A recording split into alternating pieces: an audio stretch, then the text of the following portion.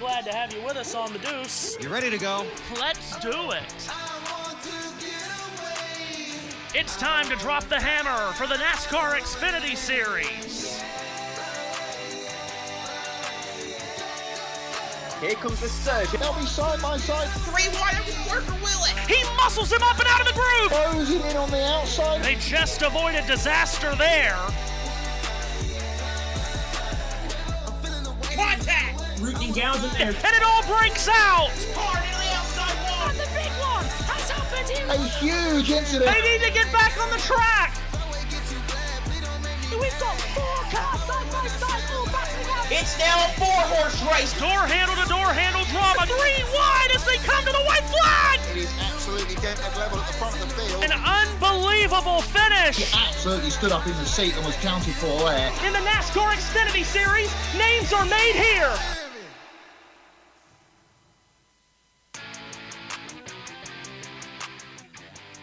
It is officially autumn, but it doesn't quite feel like it in Kansas City. No, it is a mid-80 degree autumn Saturday in the late stages of September, as today the NASCAR Xfinity Series has come for the first and only time this season to the Kansas Speedway for stop number 28 on the 2025 NASCAR Xfinity Series Championship campaign. Today, it's the Kansas Lottery 300 from one of the best mile-and-a-half circuits on the NASCAR calendar. And hello, one and all. I'm Matthew Owens, and welcome to Kansas. Thanks for having us in for the race. Josh T's coming up here in just a moment as we get set for what we hope to be an entertaining race. It's the second playoff race of the NASCAR Xfinity Series season. The playoffs started 2 weeks ago for this series out in Bristol, Tennessee, and the race was won by a non-series regular in Eric Almirola. And while that car and that team are in the Owners' Championship playoff, more on that as we go on perhaps throughout the day and certainly throughout the rest of this playoff campaign, it did not clinch a spot for anybody in the second round of the Drivers' Championship playoffs. So here is how the playoff standings stack up coming into race 2 in the round of 12 of the postseason. With no spot clinched, Connor Zilich is still at the top of the playoff standings. He is 85 points above the cut line. Justin Allgaier at plus 53 is in second. Both of those drivers could put their spot in the second round on points today if they have good enough results. Sam Mayer in third is at plus 35, while Carson Quaffle is 16 points above the cut line in fourth. Harrison Burton is up in fifth, plus 9. Brandon Jones is plus 8 and 6. Sheldon Creed is seventh at plus 7. And the final spot above the cut line is currently held by Taylor Gray, who has a 3-point buffer to the cut line. Below that elimination line is Nick Sanchez minus 3, Jesse Walsh minus 3, Austin Hill minus 16, and Sammy Smith is 24 points below the cut line. Remember, maximum point gain possible in one race this year with the addition of the Xfinity fastest lap point is 60. So any of those positions could change, and any of the 11 drivers from second to 12 could end the day above or below the cut line. There are 31 points that separate 7th place Sheldon Creed from 12th place Sammy Smith. So that's the playoff standings coming in here in Kansas, and we are excited to get this one going, which we are about to get all of it started in just moments. And let's get ready in a couple of moments as we have to wait for TV delay. Thank you very much, Matthew Owens, as well. And we will get the grid after the invocation and national anthem because, well, all hell has broken loose. And when I mean all hell has broken loose, I do in fact mean it. A new OBS update I installed a little bit earlier on today has broken all of the plugins we use here at JB Motorsports. For all of those behind the scenes that you have seen in previous broadcasts, and if you're a member on the BTS stream, they've all been broken due to a new API that OBS has been using, and the Premier Sports here in the UK aren't actually streaming this race, so we've had to get the studio feed that we have from the US. But in a moment, we shall head down for invocation and command, and let's go down trackside for pre-race ceremonies here at Kansas Speedway for the Kansas Lottery 300.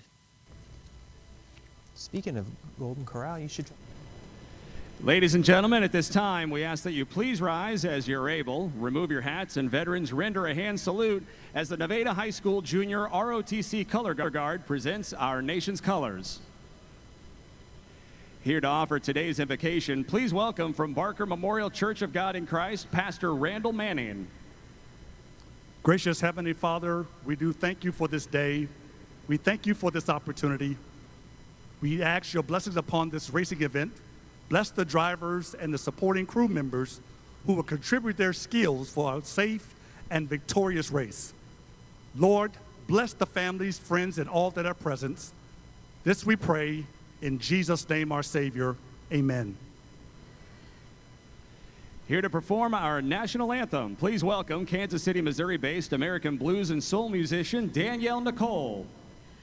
Oh, say, can you see by the dawn's early light what so proudly we hailed at the twilight's last gleaming, whose broad stripes and bright stars through the perilous fight o'er the ramparts we watched were so gallantly streaming, and the rocket's red glare, the bombs bursting in air, gave proof through the night that our flag was still there. Oh, say does that star-spangled banner yet wave o'er the land of the free and the home of the brave?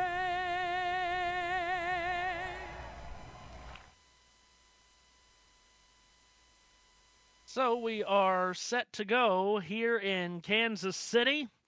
As I mentioned, it is the first week of fall, but it doesn't feel like it here yet. High today of 86 degrees Fahrenheit. Tomorrow for the NASCAR Cup Series race, it will be 90 degrees. It is a still very much summer feeling kind of weekend here in Kansas. Second race of the NASCAR Xfinity Series playoffs, and JT, we're hoping for a good one. We love Kansas. We love this mile-and-a-half track.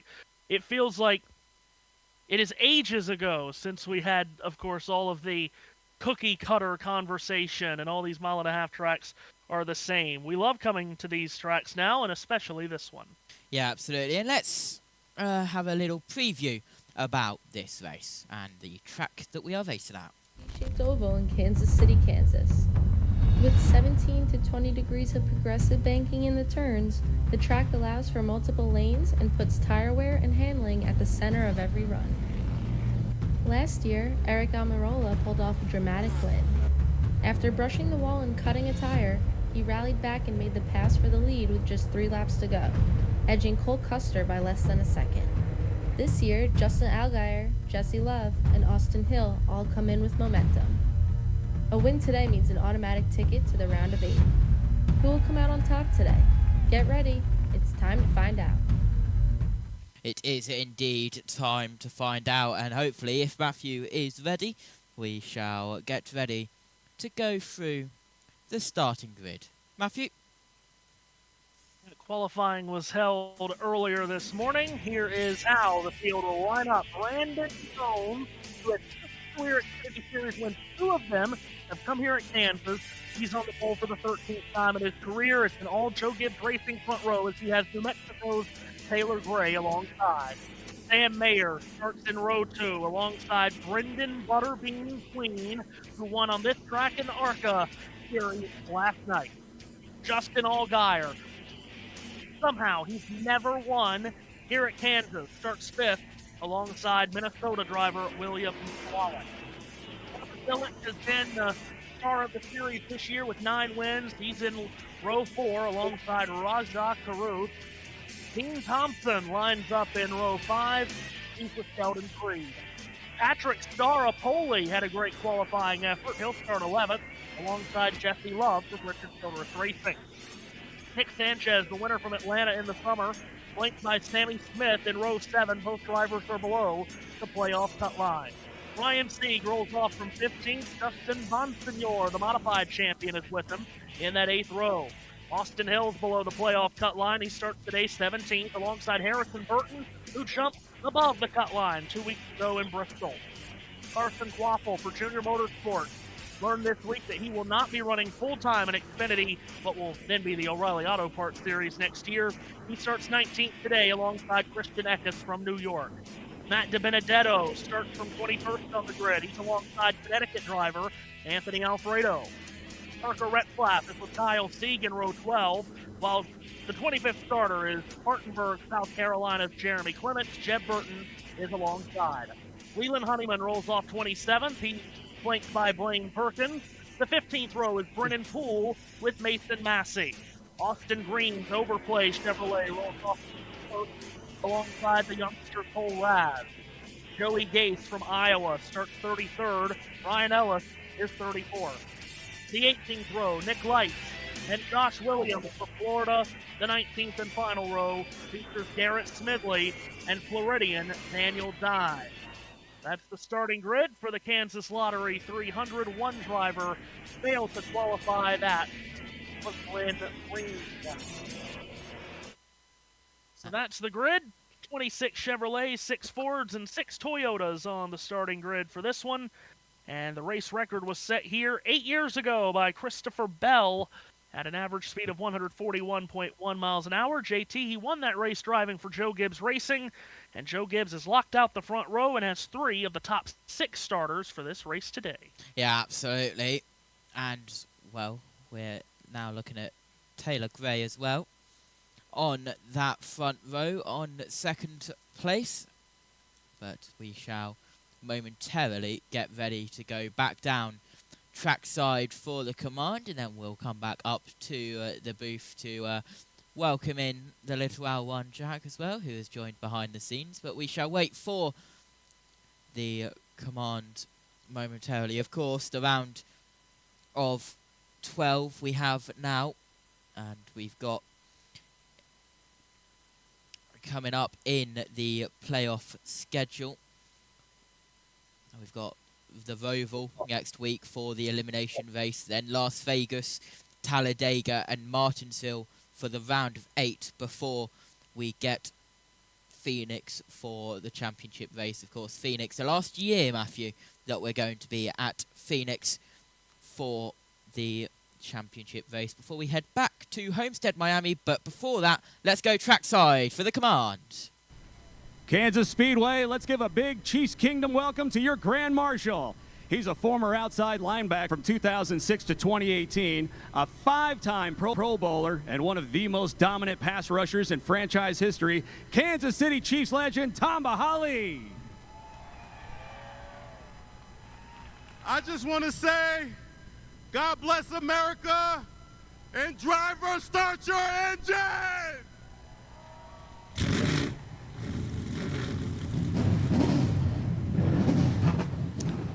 Engines fired then here in Kansas, at Kansas Speedway for the Kansas Lottery 300. That's a lot of Kansases. But yeah, Matthew, last time at Phoenix for the championship race this year. Yep, Homestead will be the finale next year. And of course, now we're rather uncertain if it will be called the championship race with all the playoff conversation, but that's a conversation for a different day.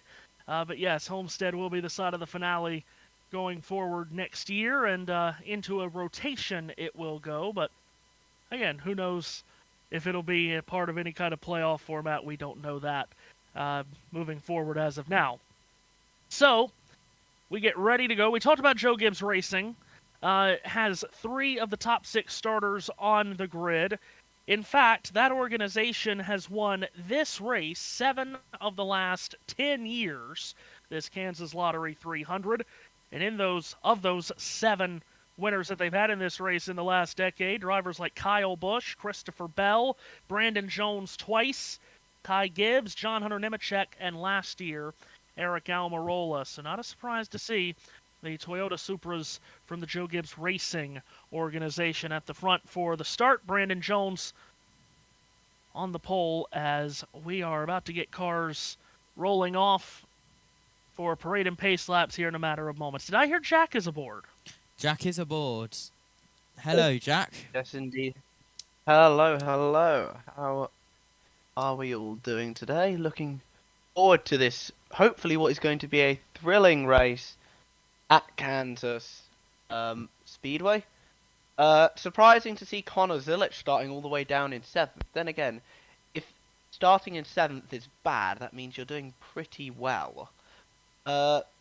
Looking forward to the race today. Kansas is a track that just in recent years just does not disappoint. I'm probably not going to talk much for the next 45 minutes because Tottenham are playing, so I'm probably going to be on mute for a while. But overall, good day. Hopefully we can finish it off with some good racing. Yeah, another masterclass shown by the Manchester United Football Club earlier today. Oh, it's brilliant. That was just tremendous. I thank heavens I don't let my happiness revolve around Manchester United anymore. Oh my God. Good decision. Very good decision there. They are. At least you're not Chelsea, at least. After their result today. I mean, you Absolutely could terrible. say at least you're not Liverpool as well. They're top of the league. They don't really care. True. I would just love to have Liverpool's kind of success, but anyway. My club's at to one the FA point we Cup did, round, by the way. Wanted to and say. at one point maybe we will again. Who knows? Anyway, cars rolling off of pit lane as we get ready for 200 laps, 300 miles here at the Kansas Speedway. One of the things that I mentioned in the grid that struck me, JT, getting ready for this race, and I had to check it one more time before we went on the air just to make sure that I wasn't spreading fake propaganda. But it is true. Justin Allgaier, he's never won here at Kansas. Hard to believe, really, for the defending series champion. Yeah, absolutely. As we now, well, we do the classic thing of CW returning from the ad break and delay the video footage of the cars coming off pit road because, well, we cut to them already, no doubt, on their second lap under yellow. And, well, through we go turn 4. Of course, the 2 groups we have, they'll then come down pit road for the pit road check. But, yeah, Justin Allgaier, not won here yet. Can he do it for today, starting 5th? He's really good on these mile-and-a-half racetracks, which he showed us earlier in the season when he went out and won at Las Vegas and Homestead in back-to-back weeks. Now, the comparisons, Homestead certainly nothing really like Kansas. Las Vegas, much closer to Kansas in shape, but there are differences. Again, as we talked about so many years ago, we had the cookie-cutter conversation that all these mile-and-a-half tracks were the same. Well, they're certainly not anymore. But we'll see if Allgaier can transfer that mile-and-a-half success that he had earlier in the season here. He also won on a tri-oval track that's 1.3 miles in distance in the summer at the Nashville Super Speedway. That's the last time that Allgaier went to victory lane. Again, this is the second race in the round of 12. This is the first round of the Xfinity Series playoffs. No driver able to advance into the second round. Drew Bristol is a non-series regular, and Eric Almirola scored the victory under the lights in Bristol 2 weeks ago. Field will come down pit road here. We get closer to the start of this 200-lap, 300-mile race. The first two stages are 45 laps each. Final stage will be 110 laps long. And as the field does come down pit road, setting their tachometers for a 45-mile-per-hour pit road speed limit. And as I mentioned already a couple of times, JT, it is hot.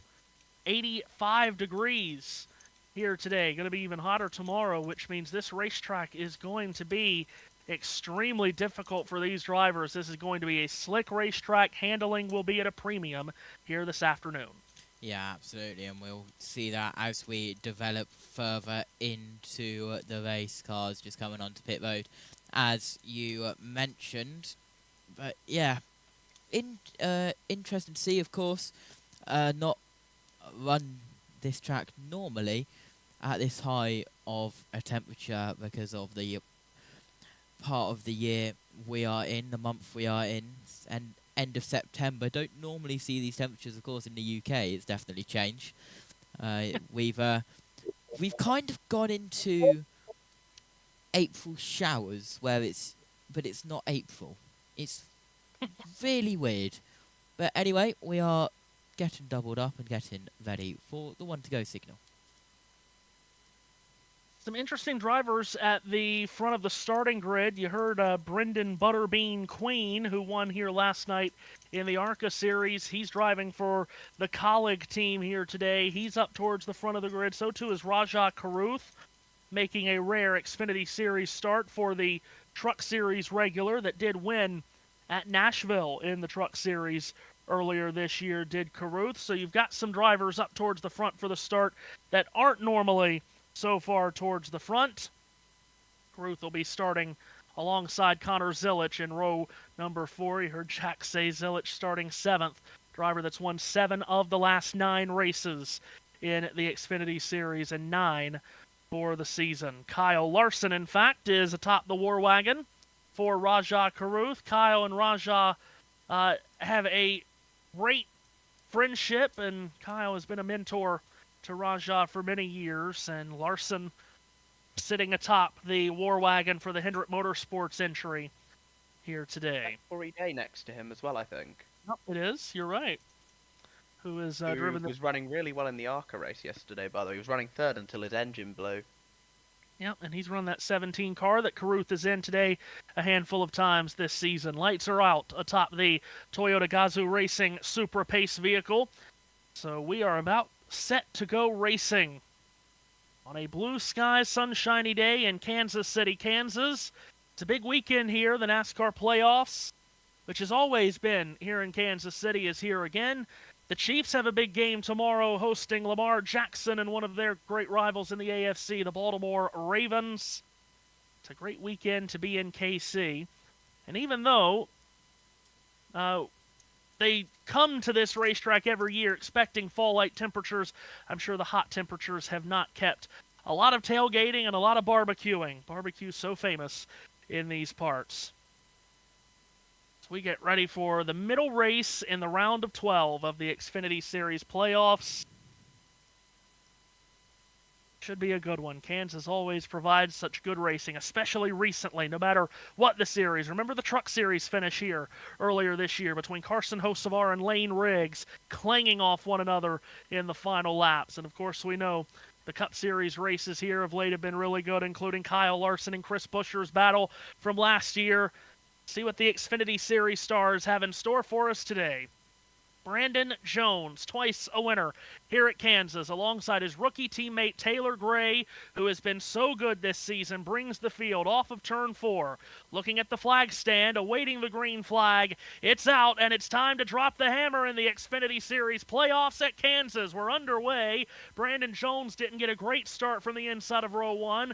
Spun the wheels just a bit and stacked up the inside row. Into the banking of turns 1 and 2 for the first time. Jones and Gray are door to door. Jones has a nose in front, powers off of of turn number 2 does Brandon Jones. And looking out from behind the two Joe Gibbs Racing teammates is Sam Mayer. Diving into turn number 3, it is Jones at the bottom of the racetrack. Taylor Gray up top. Off of turn 4, Gray squeezes around the outside. They'll be side by side at the line. JT, lap 1 is led by Gray by inches. Still side by side, and Brandon Jones getting his nose in ahead. But here we go, round now, the 54. Getting in front, Taylor Gray still leading. As a big dive now down the inside. 3 wide we have, that's Jesse Love who was diving down to the inside to make it 3 wide with 17 of Karoof and Zillage. Spread out here on the front straightaway. They're all over the place. Connor Zillage is on the apron. William Sawalich is right next to the wall. Rajah Karuth is running right down the middle of the racetrack. And all in all here, JT, this is about 8 cars in a wad coming off of turn 2 from 6th on back, led by William Sawalich as they head towards 3. Yeah, absolutely down in towards turn 3 we go. The number 8 on the inside line, but it's getting very dicey with the 21 of Austin Hill in the middle. The 26 on the outside, he very nearly washes up into Ryan C. right down on the apron, down on the inside of that 3 wide. Here is a replay of that 3 wide moment. It was with Karoof, Creed and Love. Very nearly made it 4 wide with Zillage. Creed pulled out, so it became 3 wide with Karoof, Zillage, Love and Swallish, who was on the high line as well. Very, very close there, Matthew, in the early laps. Yeah, it looked like Sawalich had to check up in the middle of the corner and slowed up Zillage, which stacked everyone up. Austin Hill, who started the day below the cut line in plenty of traffic, makes an outside pass of Ryan Sieg at the start-finish line, does Hill, as he tries to climb up the running order here in the early laps. It's up to 15th for Hill, and he's looking for more. Off the top of turn 2, going to squeeze around the outside of Christian Eckes. Meanwhile, at the front, Brandon Jones holding on to second, but for how much longer? Justin Allgaier throws down the gauntlet on the bottom of the racetrack. Jones keeps it wound up around the top, and Jones will hold on to second. Yeah, Jones continuing to defend and try to attack all at the same time, but here comes Allgaier down on the inside, staggered 3 wide. We have Allgaier on the middle line, and we had Mayer on the low line, all now single file as we head down the backstretch to 3. Allgaier still trying to haul in Brandon Jones. Jones right around the top of turn 3. Meanwhile, in the middle of the pack, the action is still hot and heavy. Dean Thompson on the inside of Ryan Sieg. Thompson drifts up off of turn 4. Can't pull up in front of Sieg, who's got a big run coming around the outside. This is at the 15th position. Christian Eckes now knifes his way to the inside of Dean Thompson. Justin Bonsignor is watching all of this happen in front of him. So too is Austin Hill and Nick Sanchez. This is at 15th on back, and it is a great race as they shoot down the back straightaway and head towards turn 3, where Austin Hill makes it around Christian Eckes, and Nick Sanchez drives it hard to the bottom of turn 3. He'll get alongside Bonsignor, JT. Yeah, big drive there down at the inside. Austin Hill in front now, side by side. That's Ryan Sieg with the 26 car of Dean Thompson getting involved. Thompson on the inside line now. The 25 getting involved in a battle. That's, of course, Harrison Burton. The other as well, now down in towards turn 3. I saw a graphic pop up there, but my TV monitor was covering it. But Burton had to start at the rear of the field, JT. He's already climbed his way up to 28th. Started the day above the cut line, 9 points above the playoff cut line, after a good Bristol result for Harrison, who got the final spot in the playoffs. Here's Allgaier at turn 3, JT's finally going to get around Brandon Jones and take over second. Yeah, Allgaier now, but here comes Brandon Jones on the cutback. He dives from the inside, he dives to the outside, looking at every opportunity to get past this 7 car once more as they come across the line. And now Allgaier is put in ahead of that 20 car. Very close there, but Brandon Jones wants this position back. So Allgaier up to second as they go down the back straightaway and look towards turn number 3. Brandon Jones is 2 car lengths in behind. That bright red-orange number 7. As Allgaier holds on to the second position now. Mentioned he has a couple of wins on 1.5-mile tracks already this season, winning at Las Vegas and Homestead very early in the season. But Taylor Gray out in front of the field, the rookie from New Mexico, who has had good runs throughout the season, has struggled for consistency at times throughout the year, but he's had really good high-end runs like Mexico City, where he finished second to Daniel Suarez. How he got into the playoff. Still searching for his first win, of course, which he was so close to getting in the spring at Martinsville. For the top 5 after 10 laps, Taylor Gray leads from Justin Allgaier. That lead as they cross the line is about 0.6 of a second. Brandon Jones is 3rd, Sam Mayer is 4th, and Connor Zilich is 5th. Now, that mid-pack battle that we've been following has sorted itself out a little bit. Austin Hill has gotten around both Dean Thompson and Justin Bonsignor. Now Bonsignor and Thompson are fist-fighting off of turn 2 for the 14th position. 2 similar-looking liveries here, JT. Blue and black on the 19 and 26 cars, and Thompson is going to throw that car down the bottom and make the pass. Which he attempts to do now. Smith on the inside of the 18 car. And the 18 car of Swallows just getting ahead still, keeping at that position, but Sammy Smith isn't going to let that go. Straight down to the inside, side by side.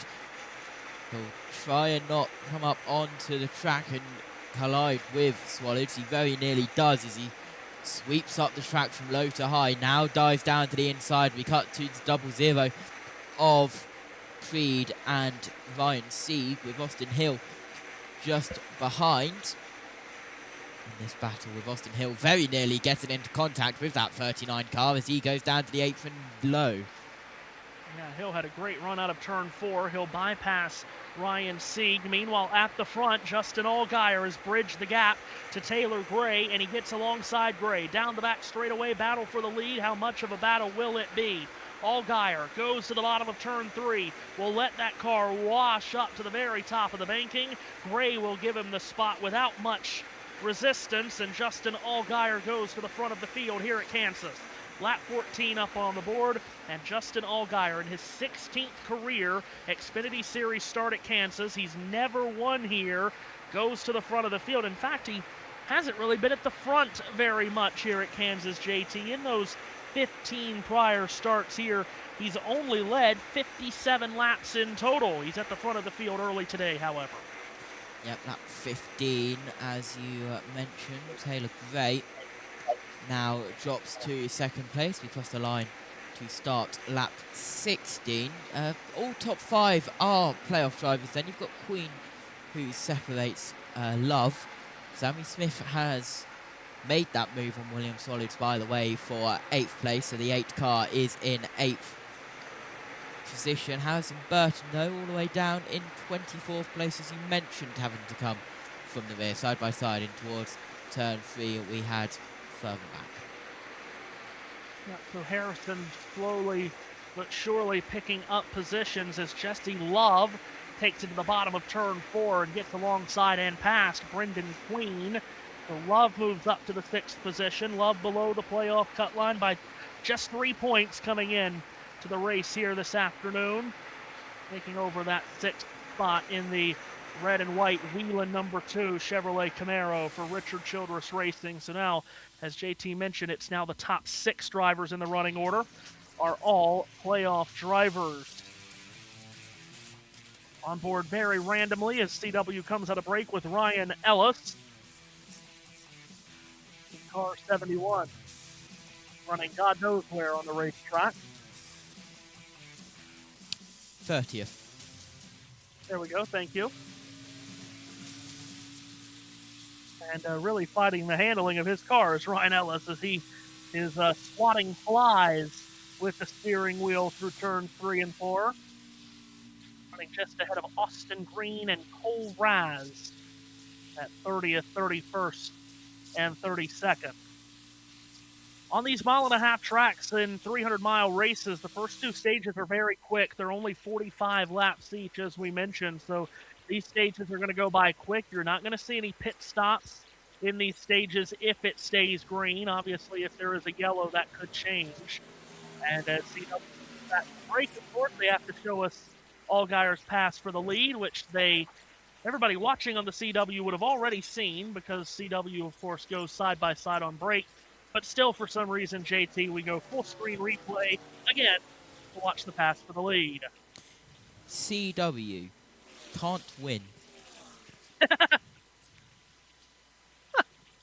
But, as I discussed with some folks earlier this week, I would much rather NASCAR Cup Series races that are not on NBC to be on CW rather than USA, because, good gracious, the ratings on USA are just terrible. Yeah. But that's not a conversation for the now, as Taylor Gray, who had backslid into the second position, Jones starting to run him down just a bit. So Gray in second after leading the open lap. Second is where he started. And Brandon Jones trying to lasso him in from third. Allgaier has stretched it out by over a second half on these two.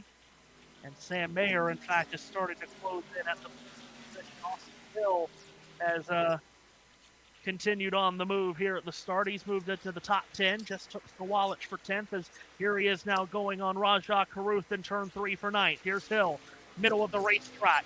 Gets past Rajah Caruth, slides up the banking at turn 4. Caruth wants to cut it down to try a crossover, can't do it.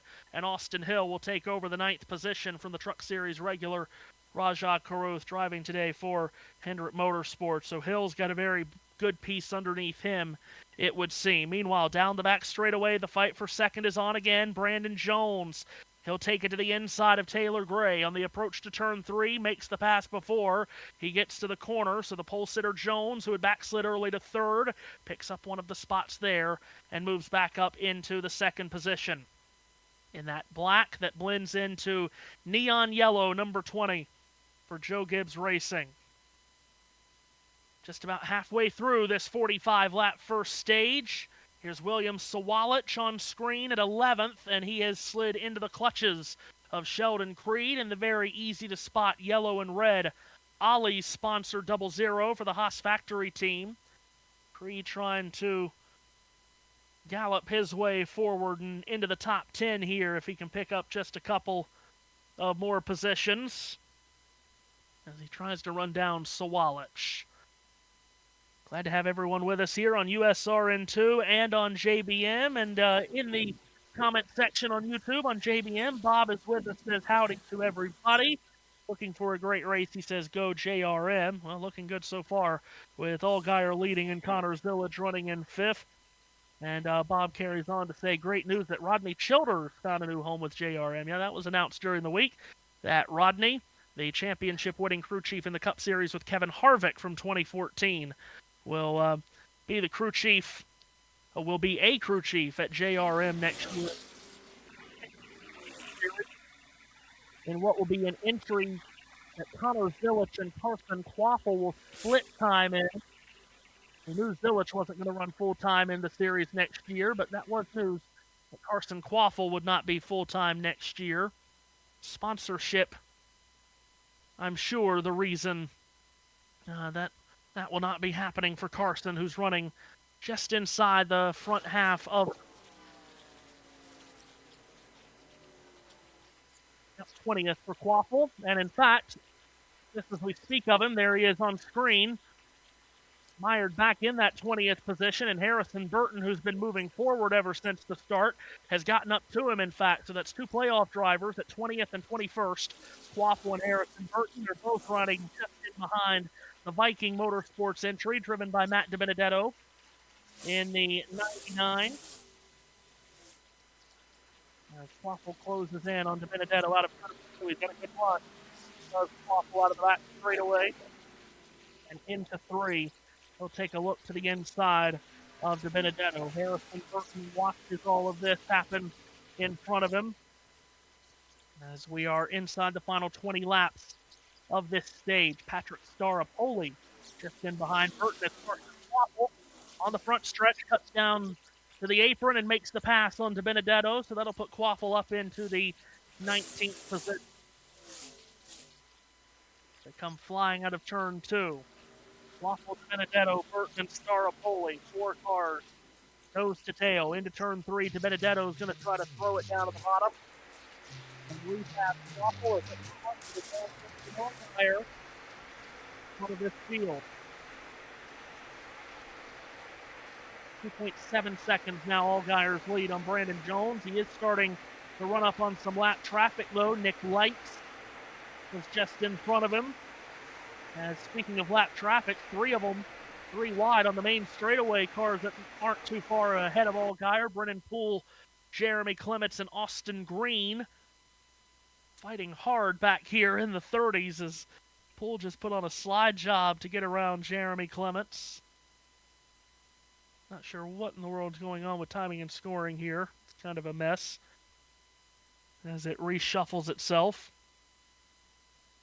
Allgaier is just now putting the first cars a lap down. Again, his lead over 2.5 seconds on Brandon Jones, who rides in the second position, the pole sitter from earlier.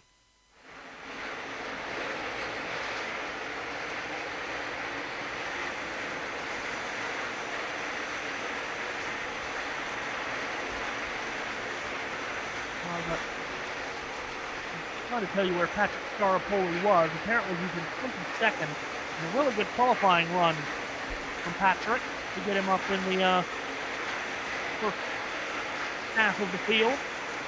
Not back here in this opening stage. Daniel Dye is another driver who had to start at the rear, trying to pick his way through traffic, and he's closing in on Staropoli and Benedetto. Dye started last on the grid. And in turn 3, he's got the 24 and 99 cars side by side in front of him. Out of turn number 4, Benedetto gets ahead of Staropoli, but Staropoli will rally back around the outside.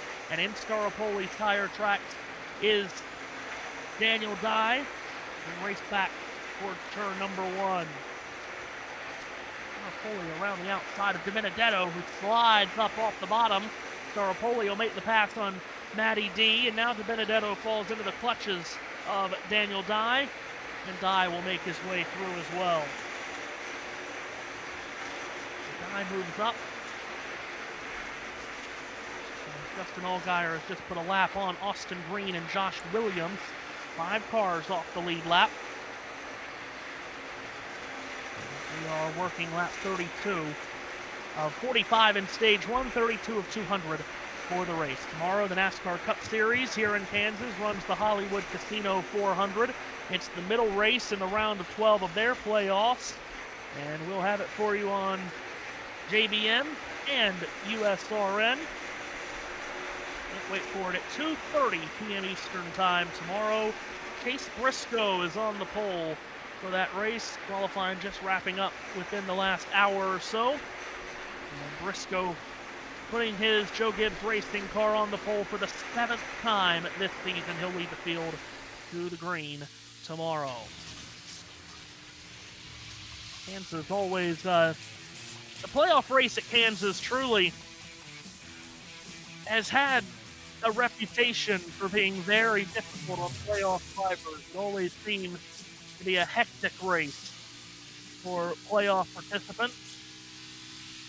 See if that comes true tomorrow. We've run the playoff race at Kansas, by the way, in very cold temperatures. We've run it one year in the 40s. Tomorrow we'll run it in the low 90s.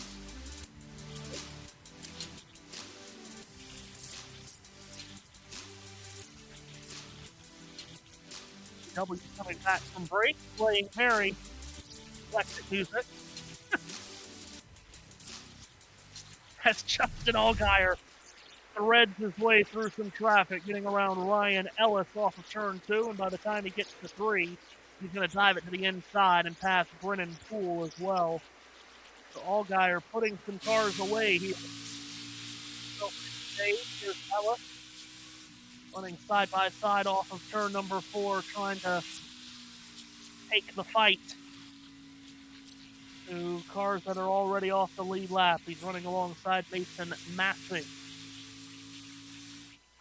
And here Ellis playing with the throttle. Two turns coming through there.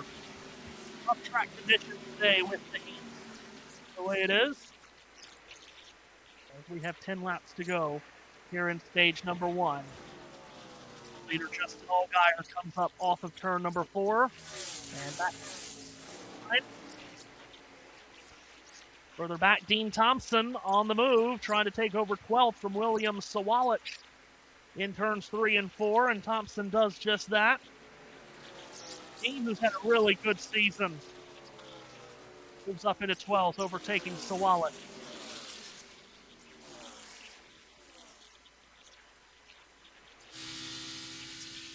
Riding on board now with Daniel Dye down to the inside of Patrick Strapoli. This is a battle for 21st out of anything that we could have, because, well, we don't have Ray and Zillage two temp separated or anything in the top 5. That isn't a thing. But yeah, move there, very nearly completed by Daniel Dye. Dean Thompson currently 16th in the championship standings, and in fact is only 1 point coming into this race, at least, which is 1 point behind Ryan King for 15th. If he could finish top 15 in points for that team, it would be just a tremendous season result for Dean Thompson, driving for Sam Hunt Racing.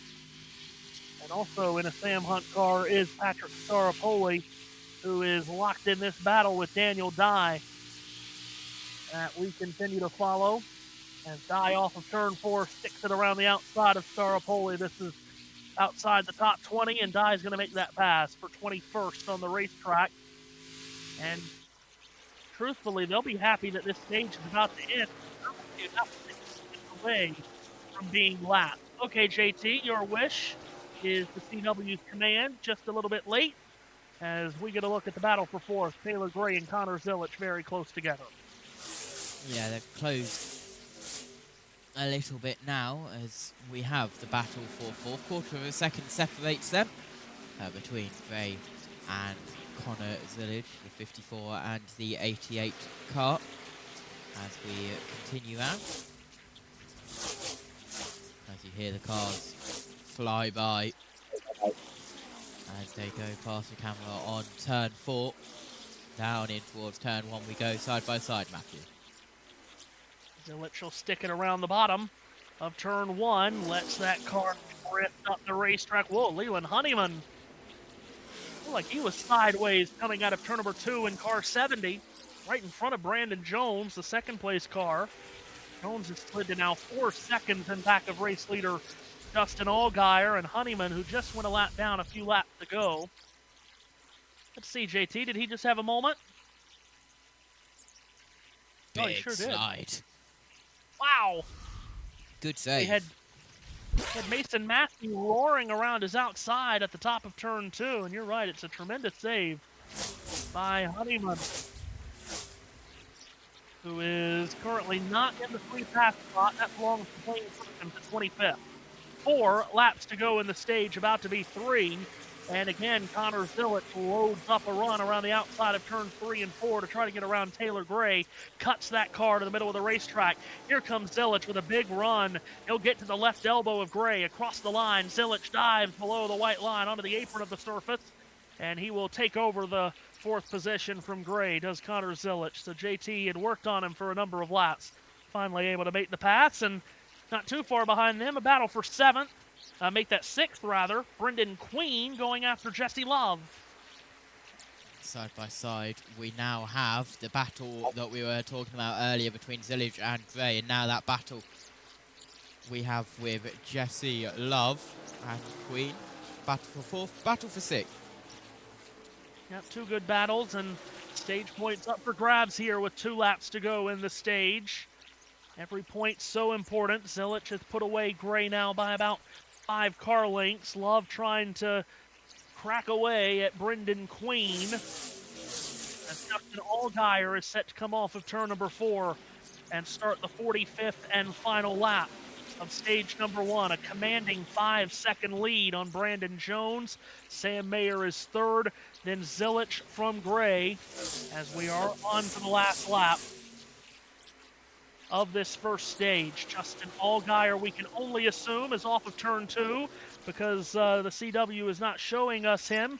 That's why we can only assume where he is. Finally, he pops up on screen going towards turn number 3, and he is heading towards his 12th stage victory of the season. That is the most in the series. Comfortable lead of 5 seconds. He can cut the car off and coast off of turn 4. Green and white checkered flag is waving. Justin Allgaier wins stage 1 of the Kansas Lottery 300. 5 seconds behind him in second is Brandon Jones. Sam Mayer gets to the line third. Connor Zilic fourth. Taylor Gray fifth. Rest of the points paying positions go to Queen, Love, Hill, Smith, and Thompson. That's how stage 1 finishes up here in Kansas City. That was a calm. I didn't say the key word, but that was a calm stage 1. Kansas, only that big slide we have had a couple of laps ago, wasn't it, for Honeyman, that was any of note. But your top 10 now. After that stage break, Allgaier, Jones, Mayer, Sillage, Gray, Brendan Queen in 6th, Jesse Love, Austin Hill, Sammy Smith, Dean Thompson, your second on playoff car in the order, rounds out the top 10. Now, I've just had a race control message that the 07 car, Matthew, has entered the pits under a closed pits. It's Nick Lights. He, of course, had a 2-minute pit time a couple of minutes ago. He left the pits as the green and white checkered flag was waving, so he's already been down the pits once today for an extended stop, and we shall see if we can get any more information about that, Matthew, as we ride round under caution in the stage break. And we'll see pit stops under this caution. I'm sure everybody on the racetrack begging for fresh tires, and they will get some here once pit road does indeed open.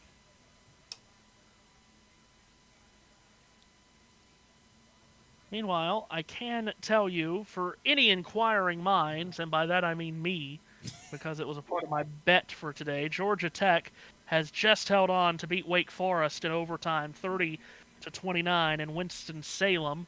Demon Deacons nearly pulling off a big upset, but Georgia Tech has won that game, and Vanderbilt has defeated Utah State. So, very big news for, well, me. And I'm not sure of anybody else, but it's big news for me. Those two teams have indeed won. Thank you very much. September 27th today, Matthew. It is. Shall we do the segment after pit stops? We shall do the segment. I rarely do those segments, but I will absolutely do that here today in the absence of Matt White and Seth Eves. It may or may not be an IndyCar driver's birthday today. We shall find out after pit stops. Okay. Yes. Very good. So we'll hit up on this day in racing here after the pit stops finish up here.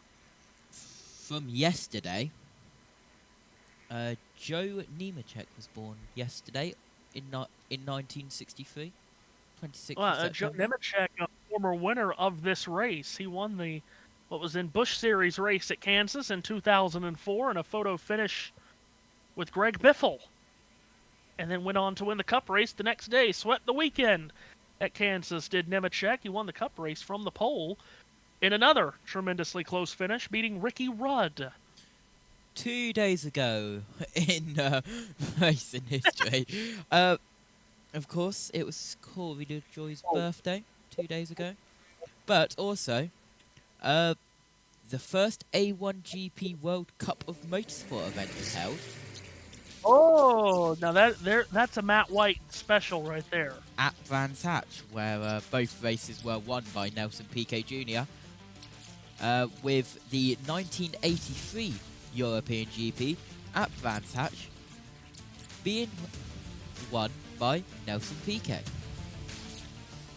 As we see the red lights at pit road open. Also, Colin Chapman formed the Lotus Engineering Company in 1952 on the 25th of September. So quite a big day in motorsport history was 2 days ago, as we see, well, I see double of the start stand because of the way that the TV pictures are working here on the pit stops. But I will get ready to pull the fader up, and I hear the world feed, which is good. I hear Adam Alexandra, which tells me that my systems actually, for once today, are actually working like they're meant to.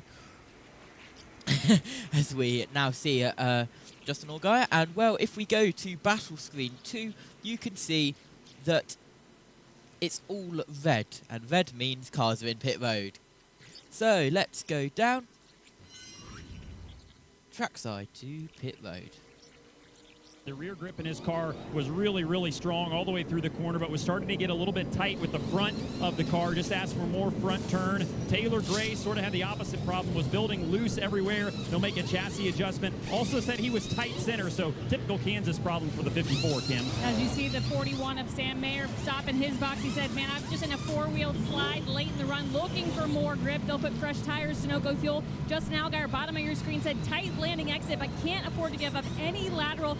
Jim Pullman said, I'm actually going to tie you up just a tad with air pressure since we're putting on sticker tires versus the scuffs you started the race on. Race off pit road is tight. Really good work by the 20 team. Brandon Jones takes over the race lead. Allgaier falls to second. Status quo for Mayer and Zilich. And Austin Hill, who was great on track in the opening stage, gains 3 positions on the pit lane. He comes off 5th. That's the race off Progressive Pit Road. Yeah, absolutely. And now, Matthew, something as they go to advert on in my ears. Let's go on this day in racing history with Matthew Owens.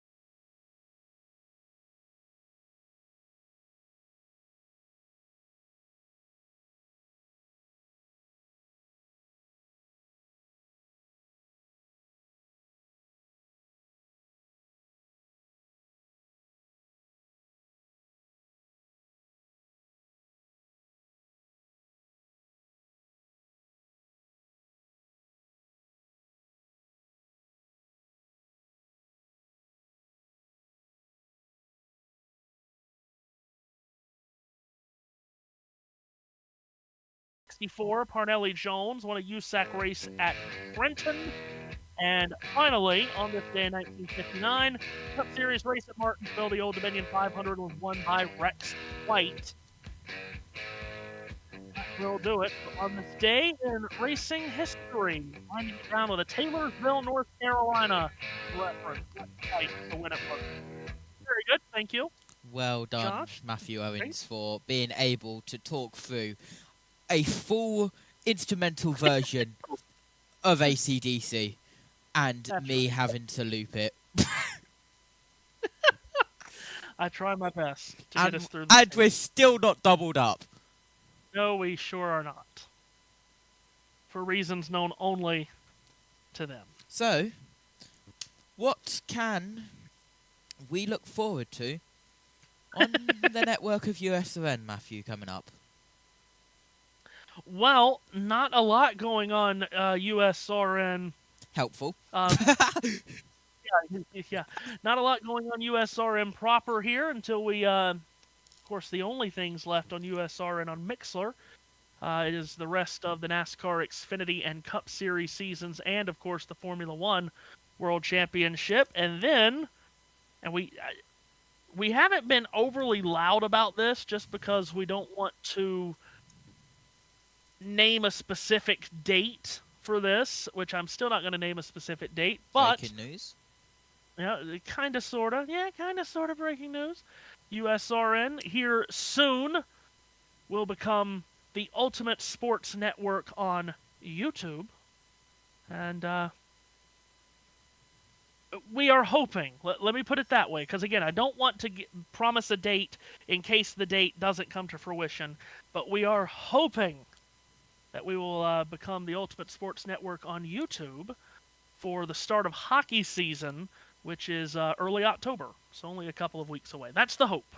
Amazing. And, well, as we have just got that 1-2-go signal, I will enjoy trying to educate you through the OBS software, which has just crashed on me.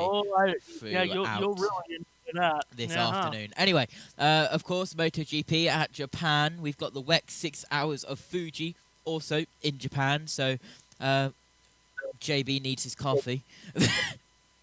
And then World Superbikes are also at Aragon, but you can have Omi taking you through that.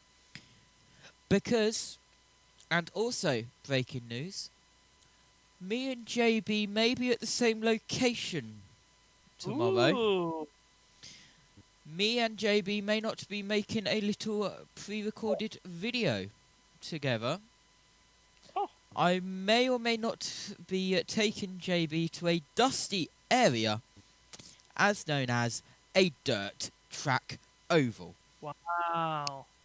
So, yeah, to Scunthorpe of all places.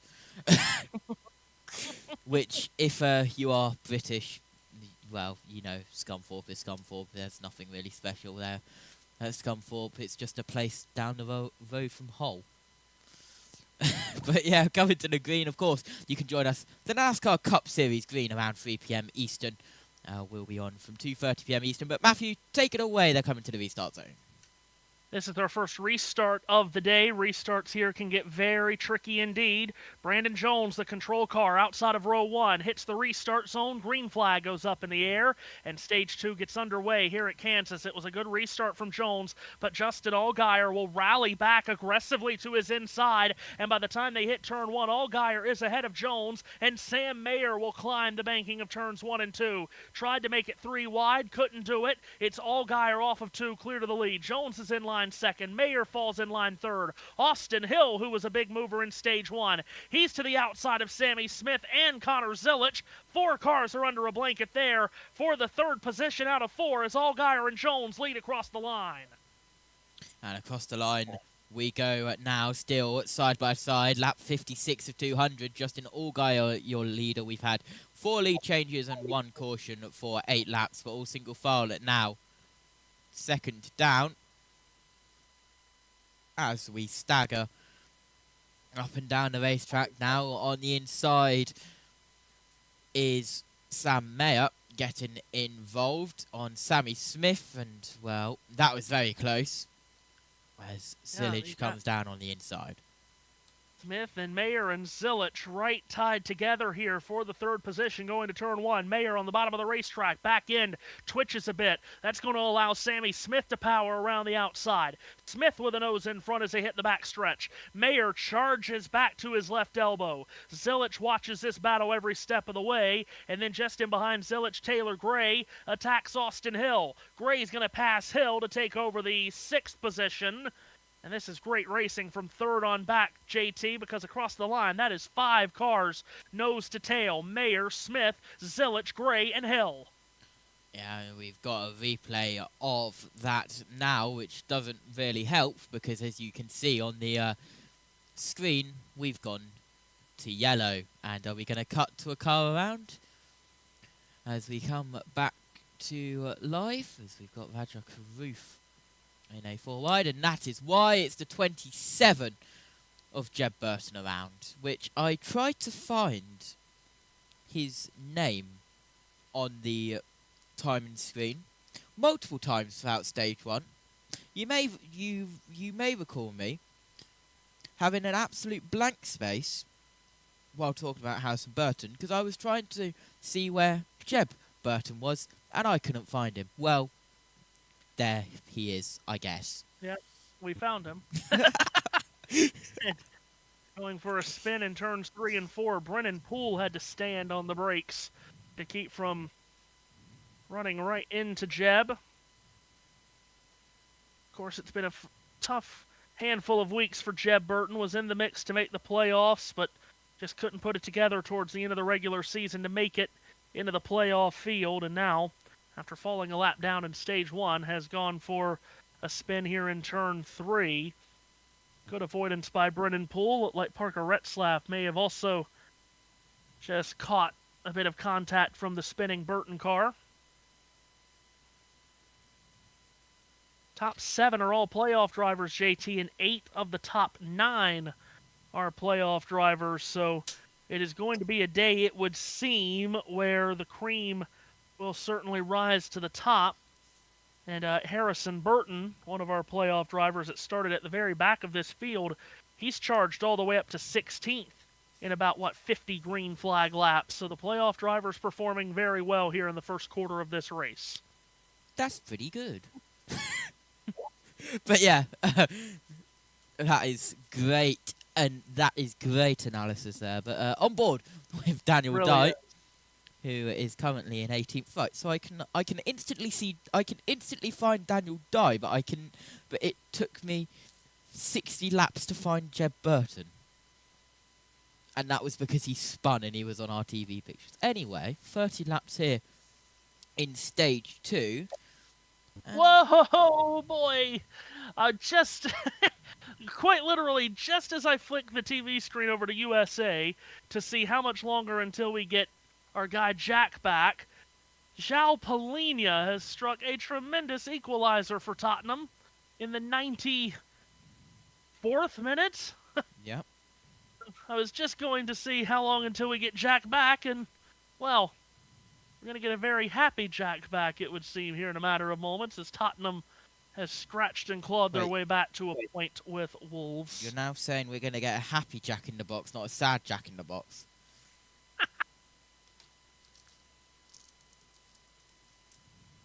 Wow, that was bad, wasn't it? It was, yeah.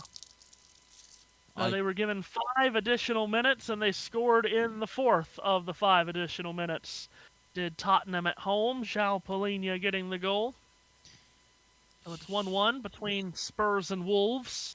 Should I go cry now about tomorrow, or shall I leave until we're actually there tomorrow? That's a great question. Because I don't know whose idea it was to do a 500-mile round trip in a day. It's probably yours. You heard that right. 500 miles in a day. And someone is going... yeah. That.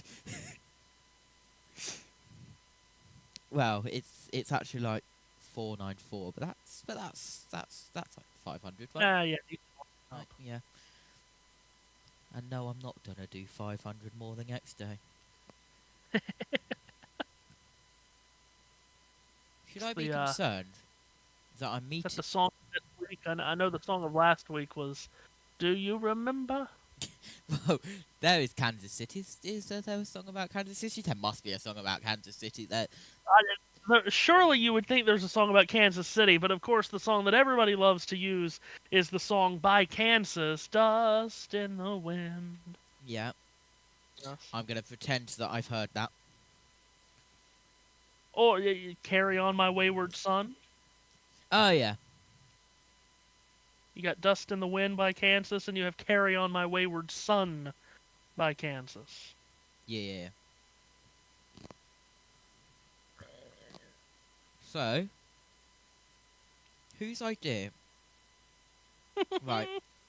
I go, and I've said this many times, I go to short ovals to get away from JBM, just to like chill out, and just have like, let's say if it's like a Saturday night off and I'm not needed on the NASCAR Xfinity, I go to a short oval just because that is what I like. I love stock car racing.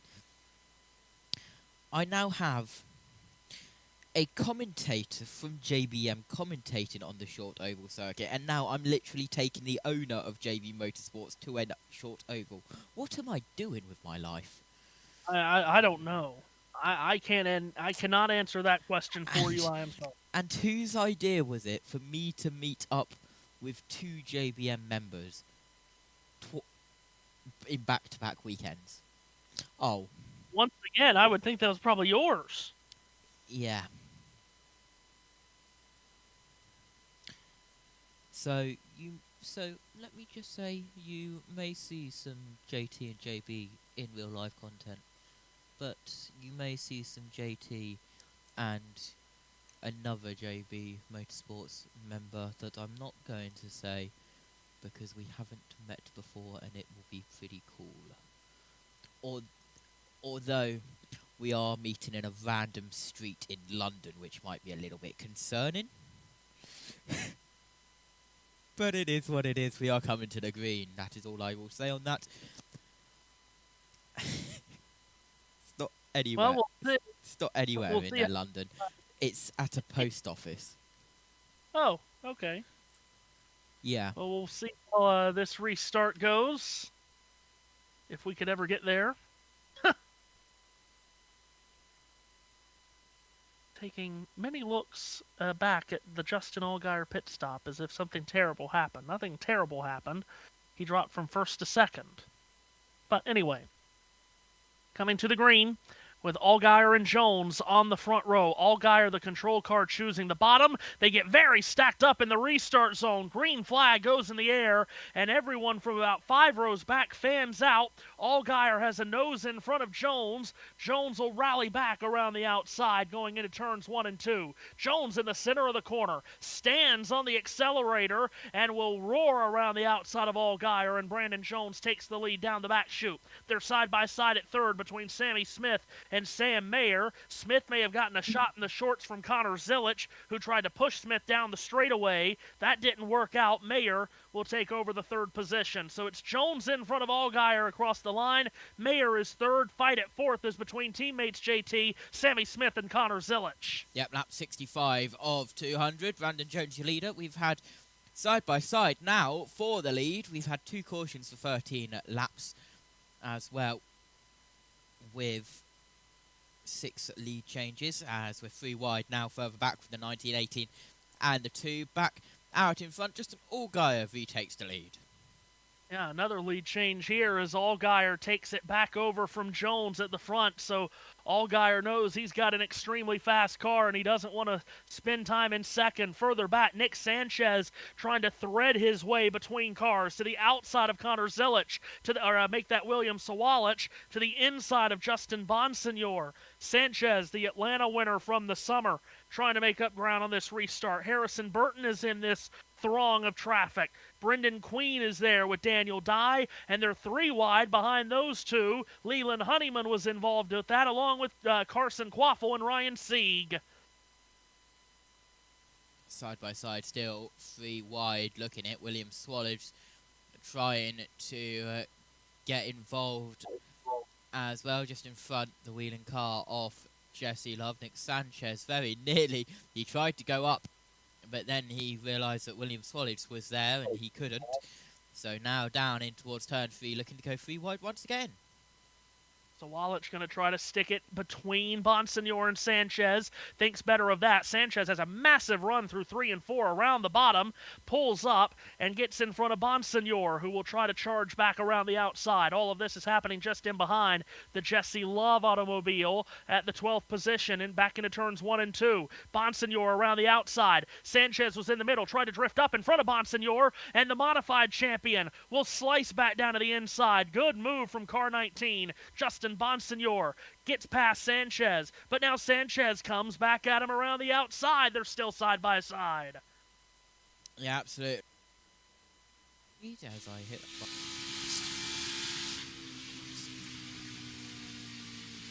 Stuff has been going.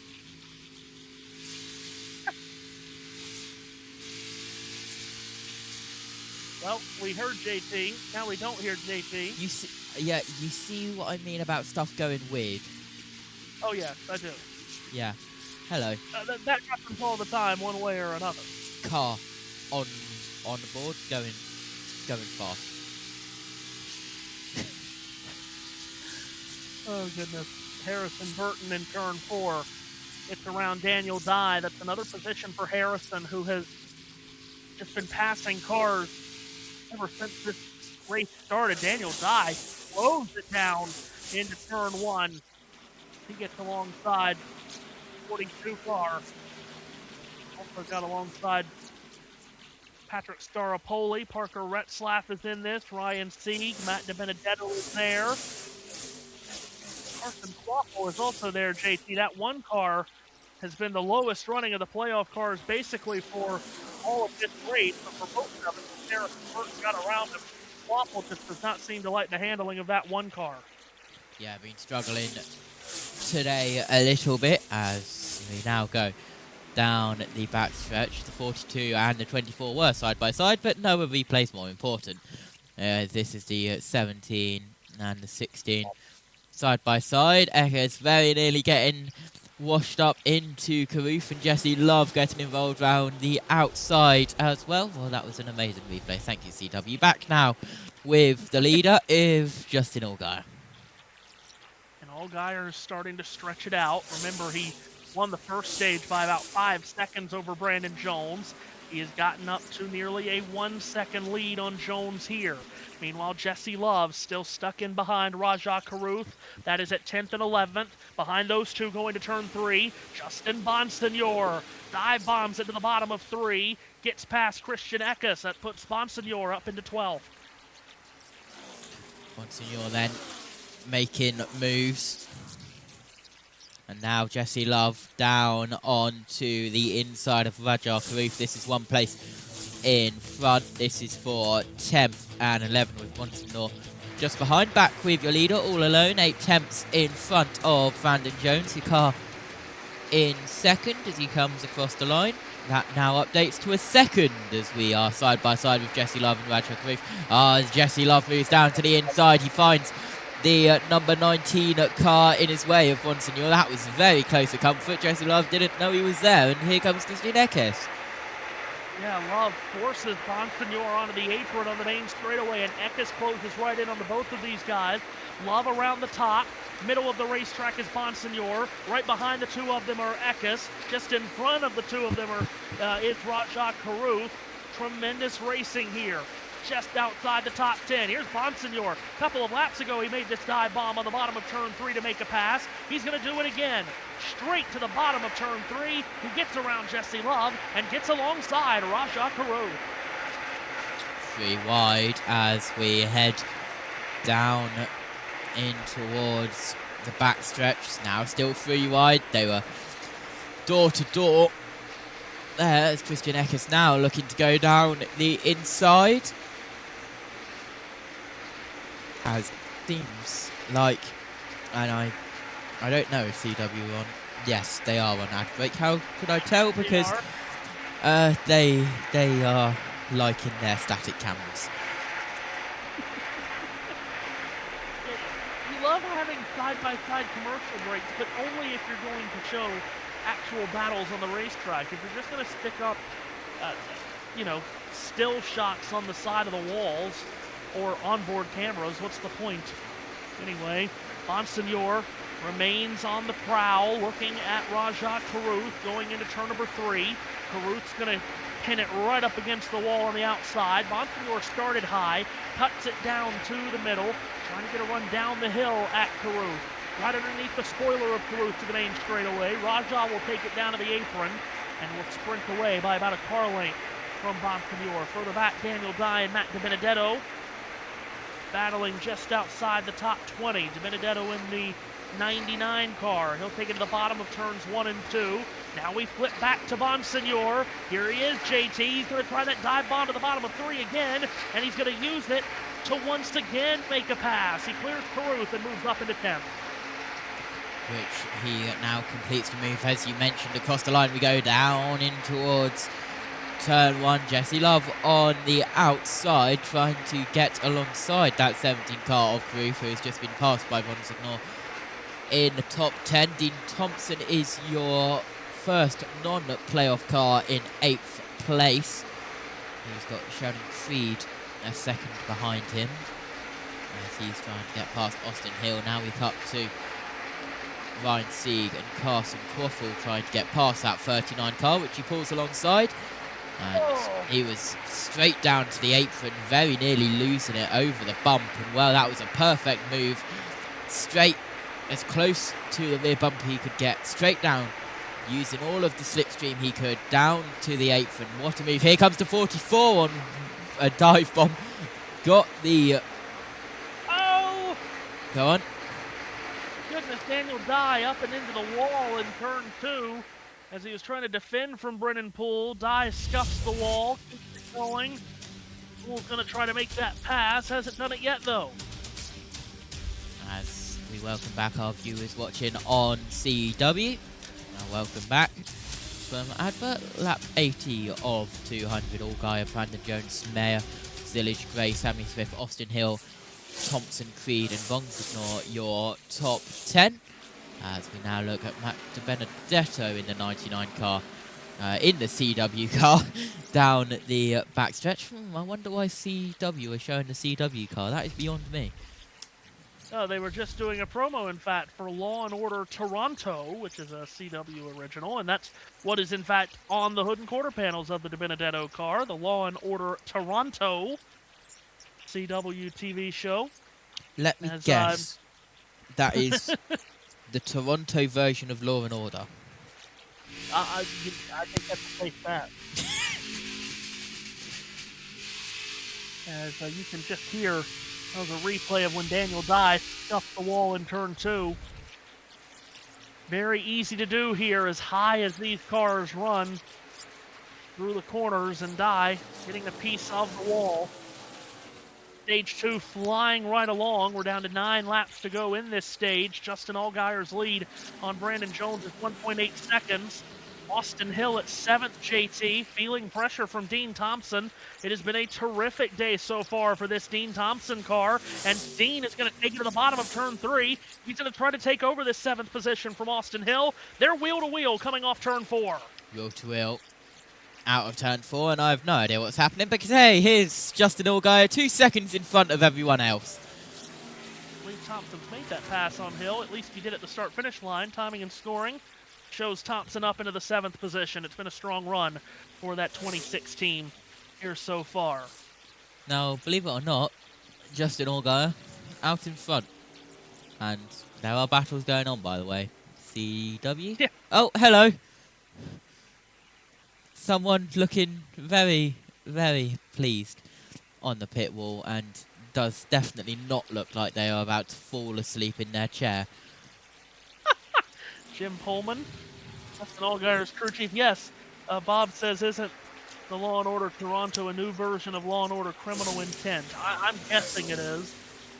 I haven't a clue. I don't watch TV. I watch sports. You're watching TV right now, Matthew. Oh, yes, I'm watching sports on TV, I am. That's all I watch.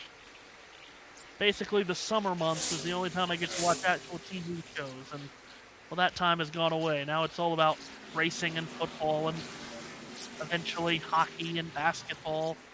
Also keeping a very close eye on baseball because the Cincinnati Reds, so close to making the playoffs. Coming soon to the Ultimate Sports Network, I guess we're calling it now. Yes, that's right. So, yes, you bring up a good point.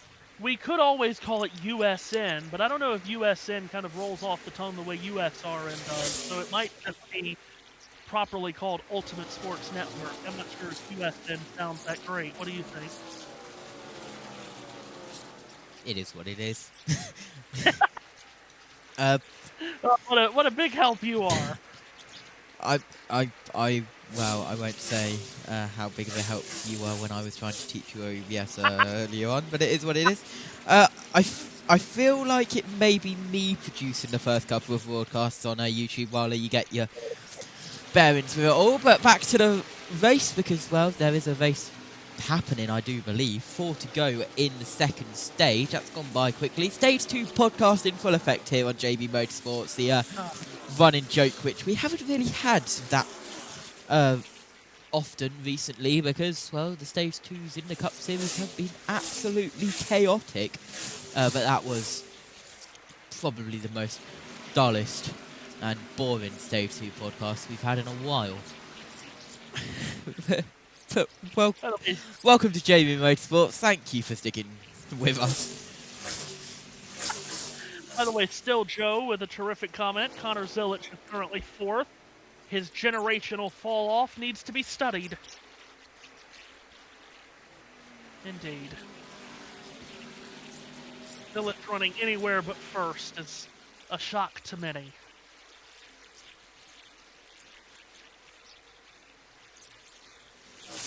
I thought JT would have a comment about that. Apparently not. Hello, I heard my name.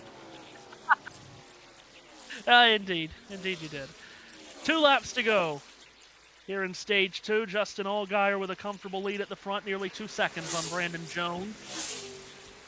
And Mayer, Connor Zilich, and Sammy Smith, the rest of the top 5. Justin Allgaier, the dominant display through the first 2 stages. We'll see if it can stay that way. The final stage is 110 laps, more than double the length of the first 2 stages. We will see pit stops in that final stage, whether they come under green or yellow, and then the race will change, that's for sure. Allgaier has started the final lap of Stage 2, and he's coming off of turn number 2. Down the back straightaway he goes. Mentioned earlier, he leads the Xfinity Series in stage wins this season. Not Connor Zilich, but Justin Allgaier, whose stage win earlier today was his 12th of the year. Now he's going to get lucky number 13. Off turn 4, green and white checkered flag waving.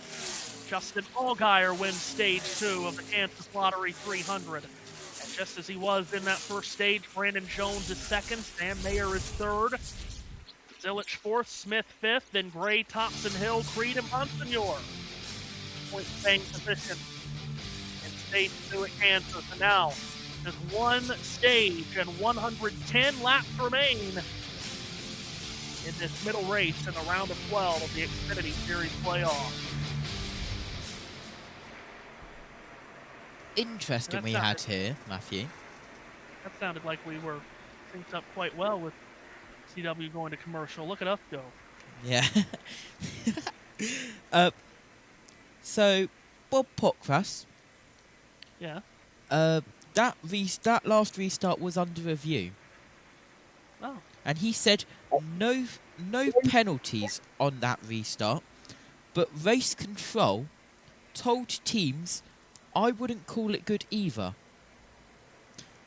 If race control don't call it good either, then why is there no penalty? Make it make sense. It's either good or it's not good, and there's penalties. It can't be good. There can't be no penalties and it be not good. Okay. What What does NASCAR Chasm have to say about this? He doesn't say. Okay. Connor Zilish could take a race off and still maintain the points lead, and that's not even considering the time a few weeks ago that he took most of a race off and still won it.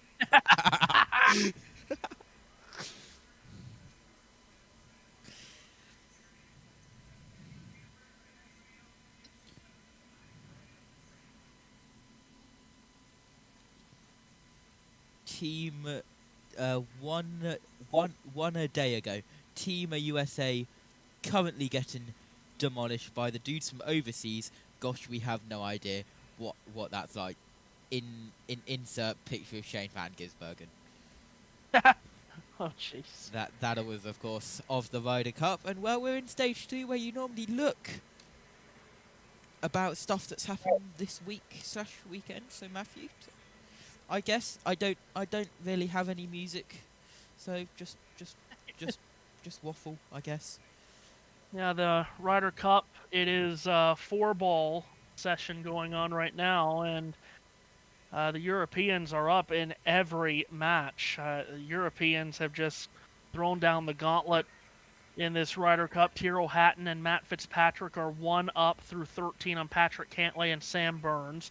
Through 14, Sepp Straka and John Rahm, they are 1 up in their match against Scotty Scheffler and Xander Schauffele and JJ Spawn. Scheffler and DeChambeau through 15 are losing 3 up to Justin Rose and Tommy Fleetwood. Rory McIlroy and Shane Lowry are 1 up through 16 on Thomas and Cam Young.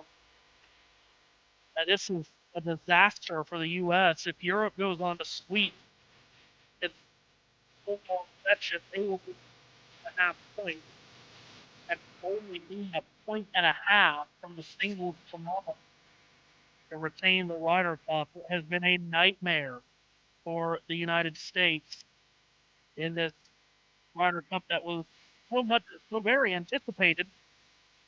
Doesn't look like there's going to be much drama tomorrow. College football scores from the day.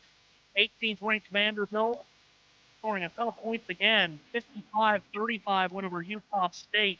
Illinois putting off Southern California 34-62. Notre Dame went on the road to Arkansas. We thought that would be a close game. It wasn't even close to close. Notre Dame beating Arkansas 56-13. And Georgia Tech, ranked 16th, was on upset alert, but came out on top in overtime, beating Wake Forest 30-29. Games ongoing as we speak. 11th ranked Indiana tied at halftime with Iowa 10-10. Number 9 Texas A&M with a 13-3 halftime lead on Auburn. While number 1 Ohio State is in a dogfight with the Huskies of Washington. At halftime, Ohio State leads 7-3. They are late in the first half in Oxford, where number 13 Ole Miss leads number 4 LSU 10-7. And 15th ranked Tennessee currently trails Mississippi State 14-10 early in the second quarter. Later tonight, you've got the 2 big games between Oregon and Penn State, followed by Alabama and Georgia. Late tonight is BYU at Colorado. Of course, last night, Virginia upset number 8 Florida State in double overtime, 46-38. And 24th ranked TCU went down last night at Arizona State.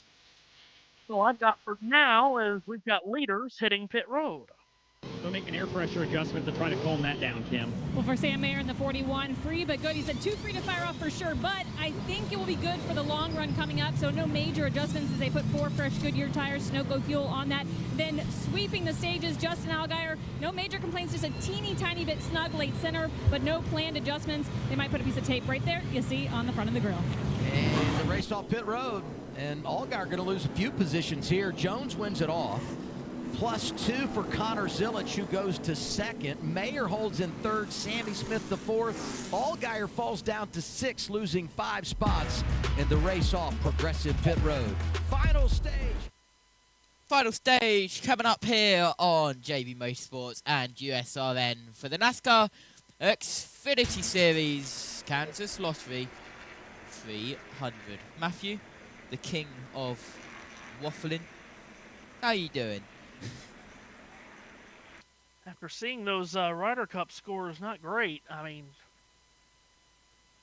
this was one of the most anticipated Ryder Cups in recent memory, and there was every reason to believe that it was going to be extremely competitive. But as I said, Europe are up in all 4 of the ongoing 4-ball matches, and if they win all 4 of them, they will be up going to singles tomorrow 12.5 to 3.5, and will only need a 1.5 from the singles matches tomorrow to retain the cup. Obviously, I am very much pro-USA winning this, but above all, I wanted drama. There's going to be next to no drama tomorrow if this doesn't change. I mean, obviously, 3 of these matches, Europe are 1 up ahead, and they could swing any or all of them. But the way Europe has been putting yesterday and today, it's been incredible. Anything under 20 feet has been automatic for the European putters, and Justin Thomas has been really bad. Scotty Scheffler's been really bad, which has been stunning. Sam Burns hasn't stepped up. Patrick Cantlay hasn't stepped up.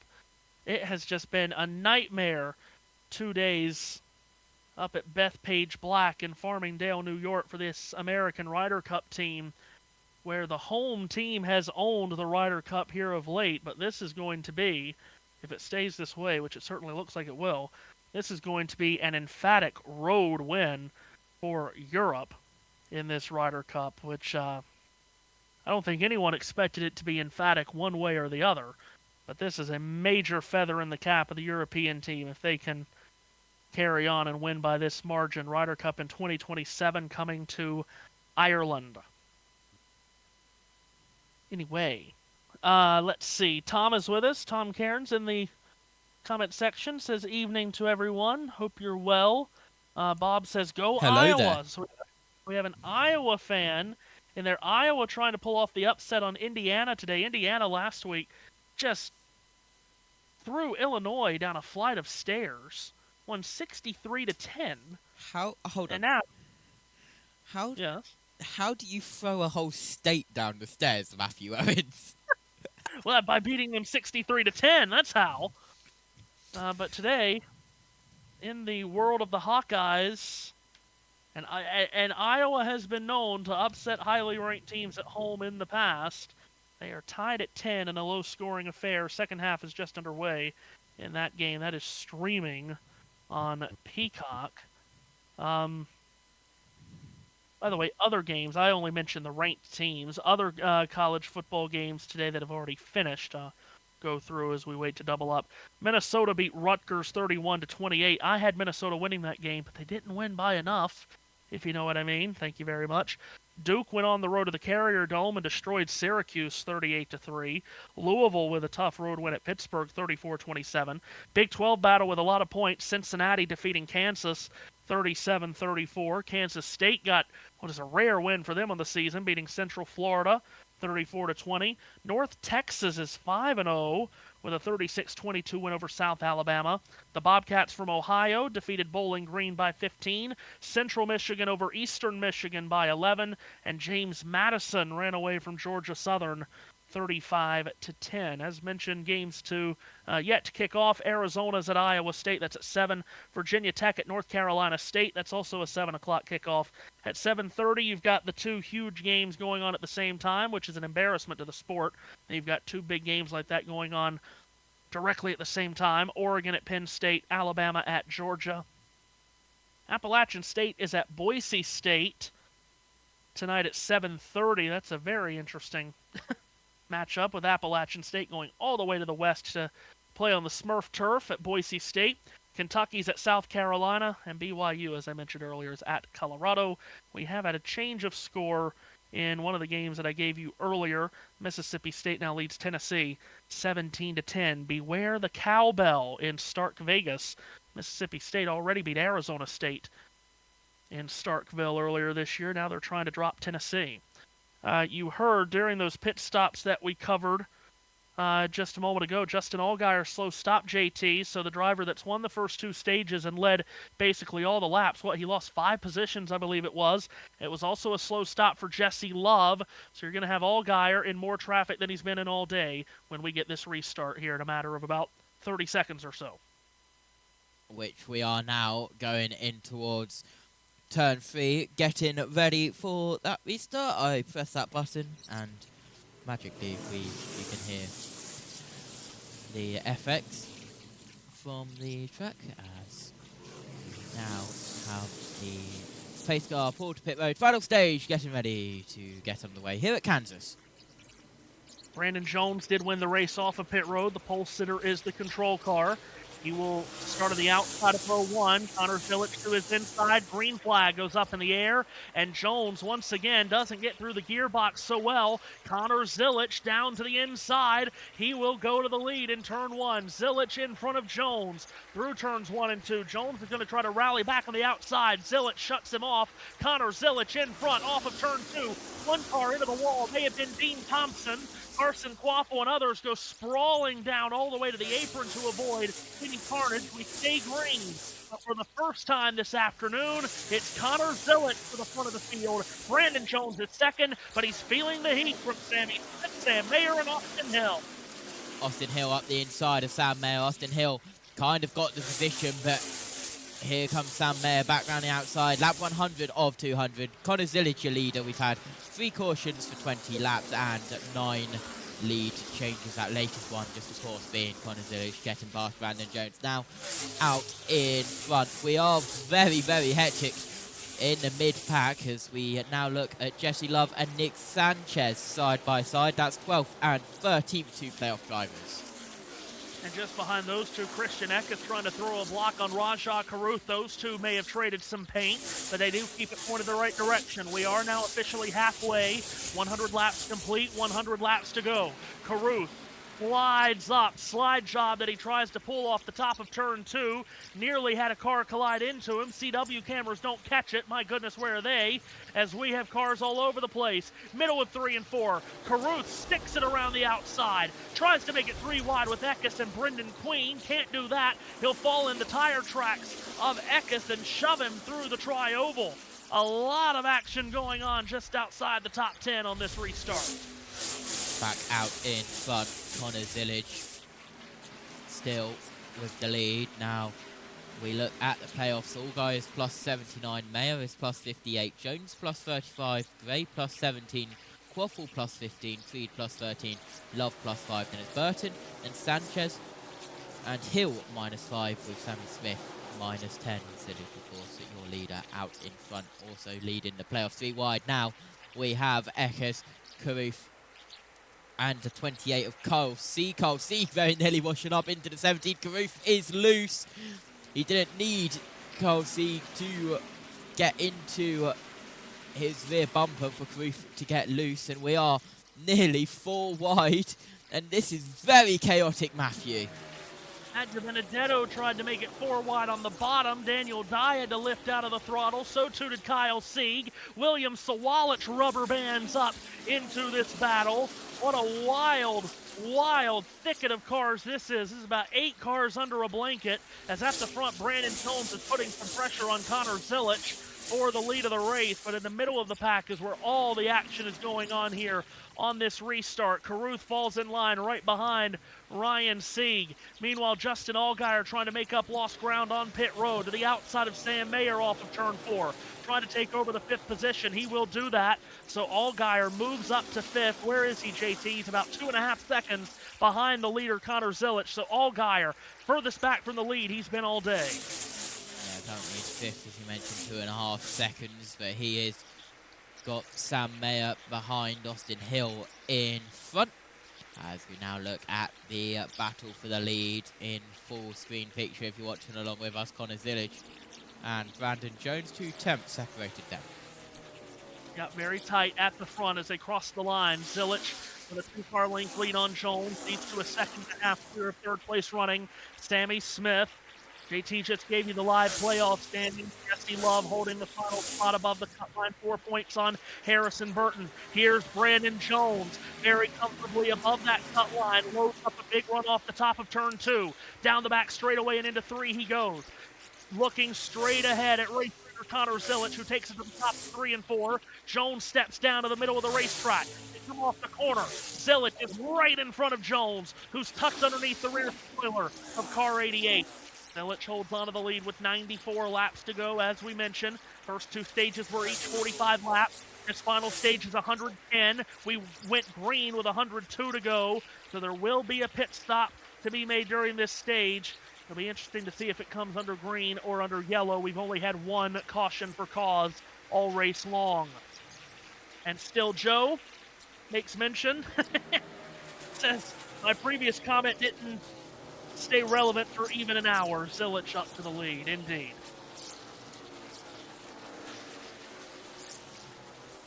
This is Raja Karoof down on the apron. Back with your leaders now. Gap has increased between Zilich and Brandon Jones, now up to 3/10 of a second from 2/10 of a second. They've got 1.6 seconds buffer from second to third. That is, of course, Sammy Smith in the 8 car. Then Austin Hill and Allgaier, who we mentioned a little bit earlier on, has pulled 2/10 away from Samuel in 6th. So, as it's been for most of the day, restarts have been wild, but after a handful of laps, it all gets sorted out and we get fairly organized. I say fairly organized because William Sawalich and Kyle Sieg are still running side by side outside the top 10. Raja Karoof and Matt Benedetto around that battle as well. Where's that at on the racetrack, JT? That is at 19th position, isn't it? Karoof, Sieg, Sawalich, and Benedetto. And Parker Wetflat. Yep, there's Parker Wetflat. I believe the first time we mentioned him today, if I remember correctly. He is down in 23rd, as we mentioned that battle as well, but we are now watching them fly past the cameras. Let me guess, CW on ad breakers. Thompson. Thompson and Waffle side by side, Waffle Vanny outside. Steven Thompson, who's had such a good run today, but did just hit the wall on that restart off of turn 2. Wonder if that's hampering the efforts of that car here. As Carson Waffle gets around him. Oh, Thompson comes back at him, though, bottom of turn 1, and Thompson's going to repass Waffle. This is for the 12th position, this battle. Carson's really been struggling with the handling of that car all day long. He's done well, though, to get into the top dozen here. He's trying to pick off positions as the day goes on. As Connor Zilich to the front of this field. Isn't that interesting, JT?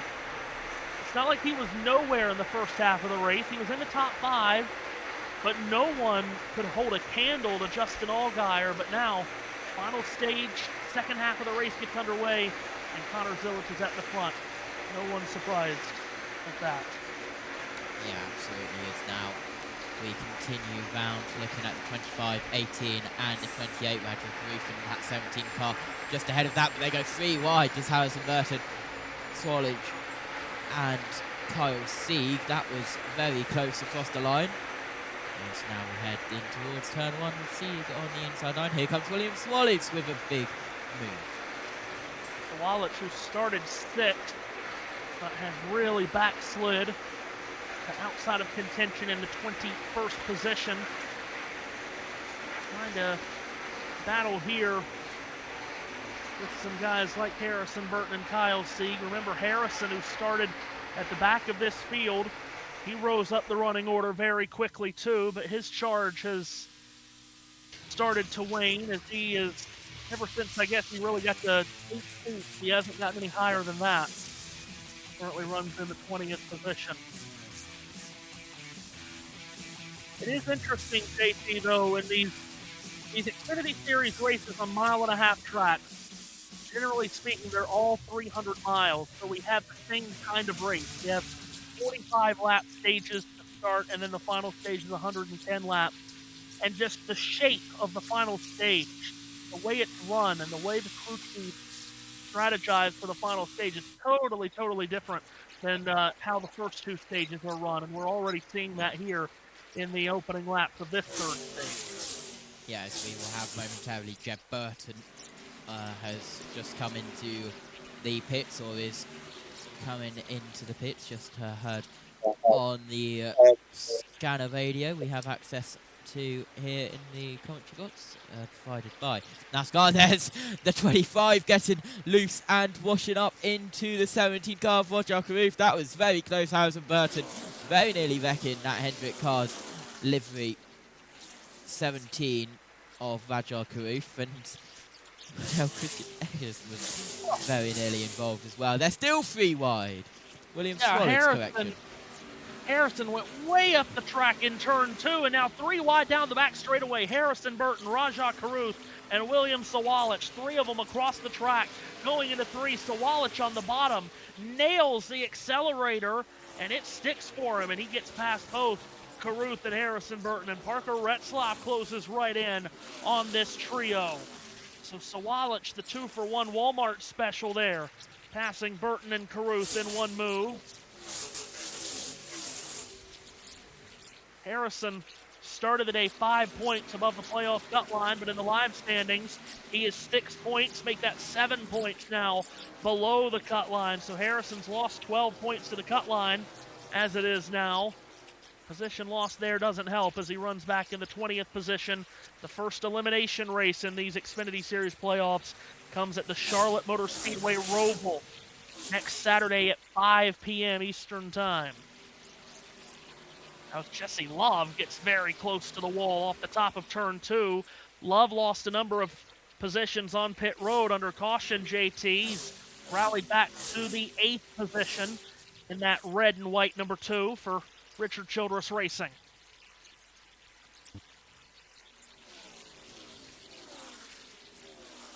At 119 of 200 as we look at the crew chief of the 2 car and Jesse Love. Let's go down to pits. The 8th position.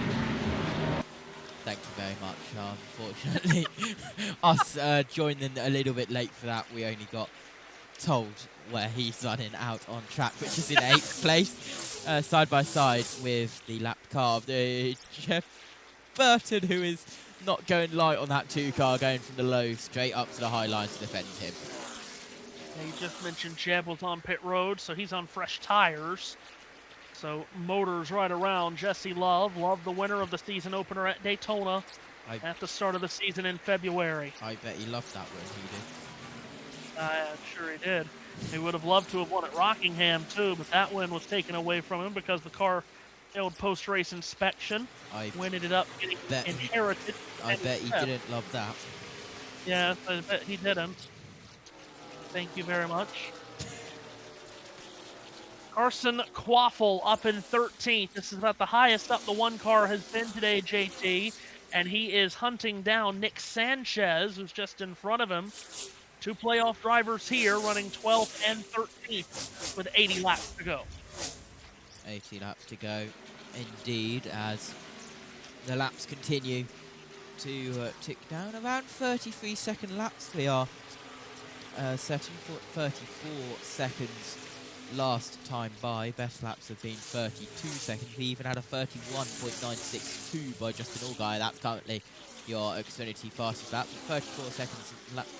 34-second laps at the moment, with tyre wear not at its prime anymore, and we shall see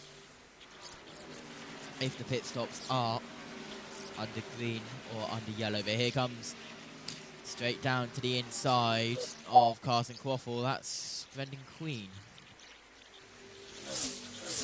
And if the pit stops in this stage, you're going to have to wait a little bit longer to see those pit stops if it stays green, because you can't pit now with 78 laps to go and make it to the end on fuel, as Brendan Queen jousting away with Carson Quaffle on the front stretch across the line.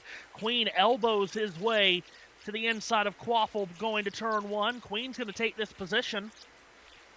So that's going to put the driver they call Butterbean.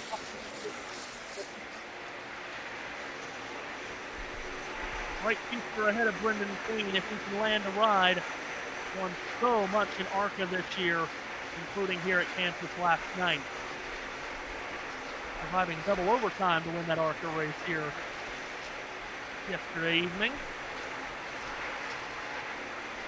Isn't it interesting, JT? Justin Allgaier dominated this race in the first half, but he got caught in traffic with that slow pit stop. And he cannot make his way forward, and he may have just touched the wall in the middle of turns 3 and 4. Yeah, we'll see. Yeah. As we now have Quaffle getting a little loose off of 4, getting into the rear of Carson Quaffle. Didn't spin him around, but was close to. Carson Quaffle very close to the wall, trying to get away from that 39 car. That slows him down a little bit. And he's now back with Allgaier in 5th place. Allgaier has only been able to make up one spot since the restart. Running back in 5th, and he is over 6 seconds off the lead, held by his teammate Connor Zilich. Meanwhile, Carson Quaffle could be backsliding some more. He lost that spot a lap ago to Ryan Sieg. Now Christian Eckes goes to driver's left, dives down to the apron on the front straightaway to Eckes, swings up across the nose of Quaffle. Quaffle loses another spot. Or maybe not, JT. He's going to try to counter back on Eckes. But no, Eckes has the pass completed.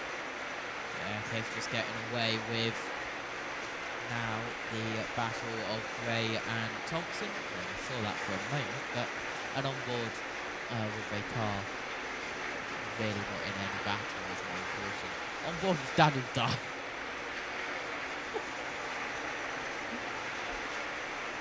Dean Thompson, highest running non-playoff driver right now in 10th, trying to take over Knight from Gray. Well, those two very close together in turns 1 and 2. Gray was loose, made a tremendous save in that 54 car. Dean's had a good run all day long.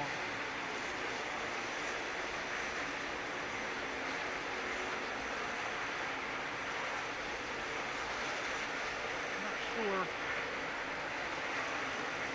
what's happened here, why the international feed is stuck on the Daniel Dye on board. Let me guess. They're on ad break, yes they are. But they're showing the battle between Gray and Thompson. Now they're showing Justin Allgaier closing in on Austin Hill, so not sure what happened in the international feed there, but anyway. Allgaier is starting to run downhill just a bit.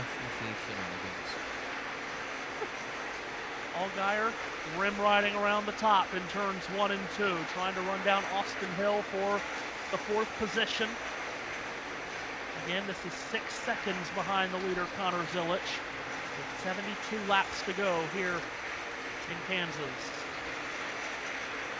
Allgaier again has never won here in 15 career starts, one of the few tracks that this series runs on that Allgaier has not scored a win at. He's been so good today, but not since this final stage started. He's been caught in traffic, restarted 6th. He currently runs 5th. Connor Zilich leads Brandon Jones by 1 second. As we welcome back viewers from the States watching alongside us here on JB Motorsports and USFN. If you're using our audio watching along with us, thank you for joining us. We're on lap 131 of 200.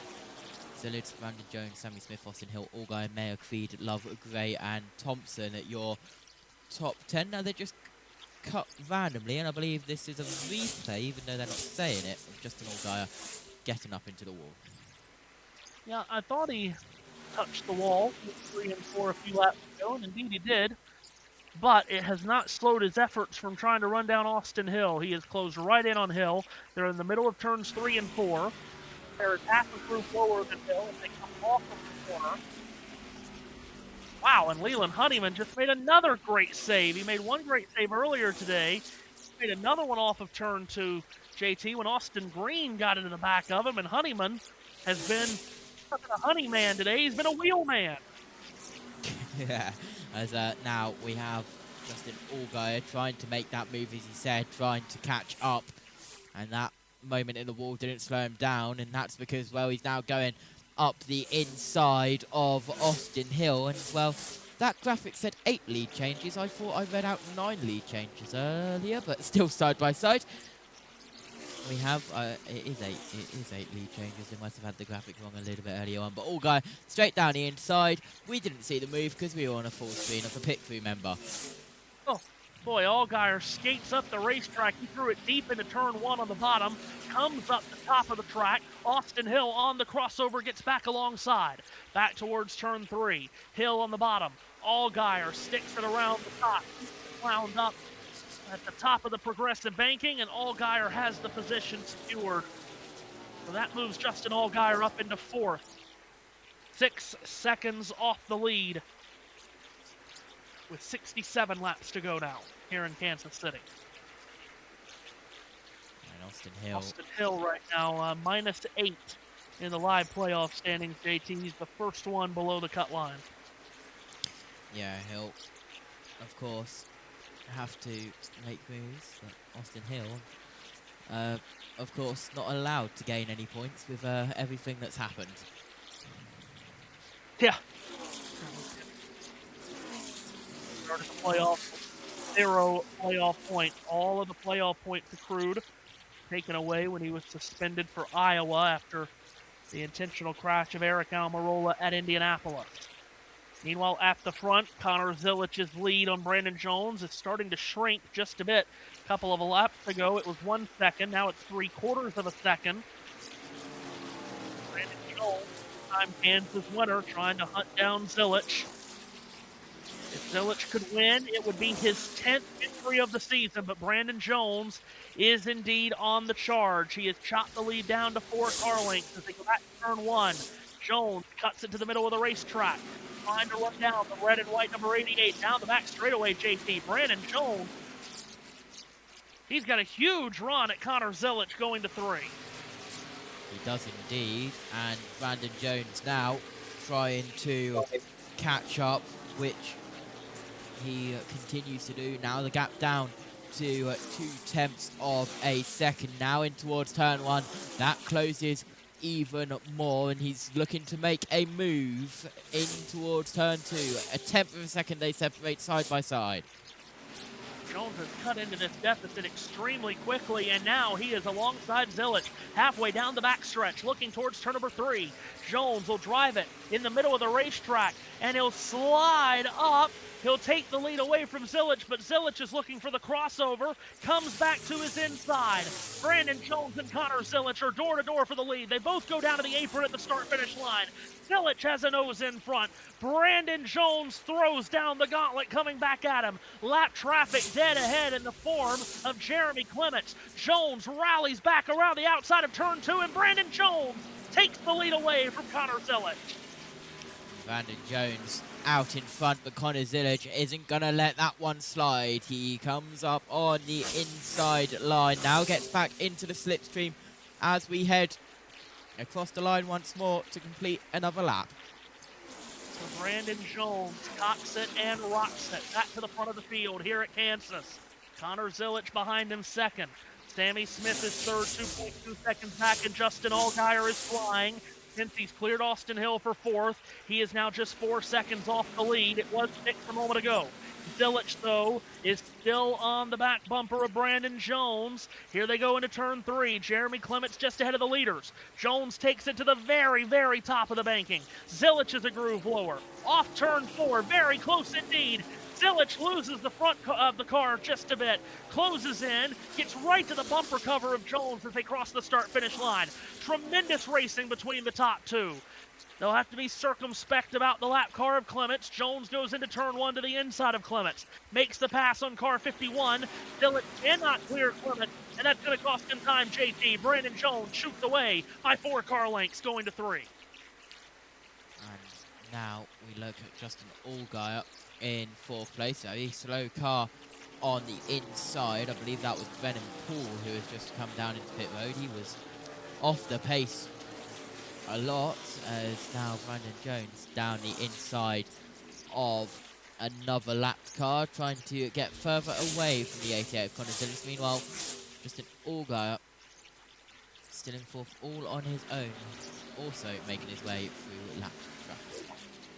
But he has been making gains, Allgaier. He's cut 9/10 of a second off his gap from the leader in the last 10 laps. Allgaier started to hit into a rhythm again, back in the fourth position. He's 3 3/4 seconds off the leader, Brandon Jones, who comes across the line with now 59 laps to go. When will these crew chiefs call their drivers to pit road? Perhaps the answer is right now. Sam Mayer comes to pit lane. He was running in the 6th position. And Mayer is on pit road, the first of the leaders to pit for the final time, at least their final scheduled stop of the day. JT, let's go to pit road. Final stagers seeing exactly that. They were running 6th or 7th before he made it down to pit road. He says he's happy now, but he started out that run with a 4-wheel slide. Again, no major adjustments for the 41, just slight air pressure with those 4 fresh Goodyear tires. And you see the can of Sunoco fuel going in. Also got Brendan Queen on pit road this lap as Mayer pulls away. And we'll wait to see how long it takes for other leaders to come to pit lane. In fact, Mayer's teammate Sheldon Creed, who was running 6th, brings that yellow and red 00 from the Haas factory team to pit lane. Let's get the details on the Sheldon Creed pit stop. 4-1, big complaints. They've worked to get it better. Most recently said, just the biggest thing I'm dealing with is free in, free off. Maybe it was a tip, half a second slightly slow on that right side. 4 fresh Goodyear tires, Sunoco fuel.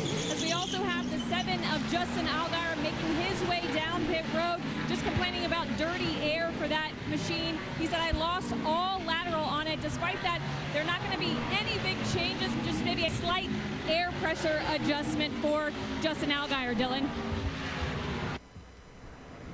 Taylor Gray is in. The Joe Gibbs cars both getting ready to make their pit stops. We see the 54 here. Taylor had just reported that he was a little bit edgy on entry, then a little bit tight. Looked like maybe slow in the left rear. Jesse Love is in, as is Brandon Jones, the race leader. He will hit his marks near the top of pit road. Rear grip was the biggest issue he had that entire run, and also said their exit was as bad as it's been. They were loose at that part of the corner. They'll make an adjustment, 4 tires and fuel for Jones.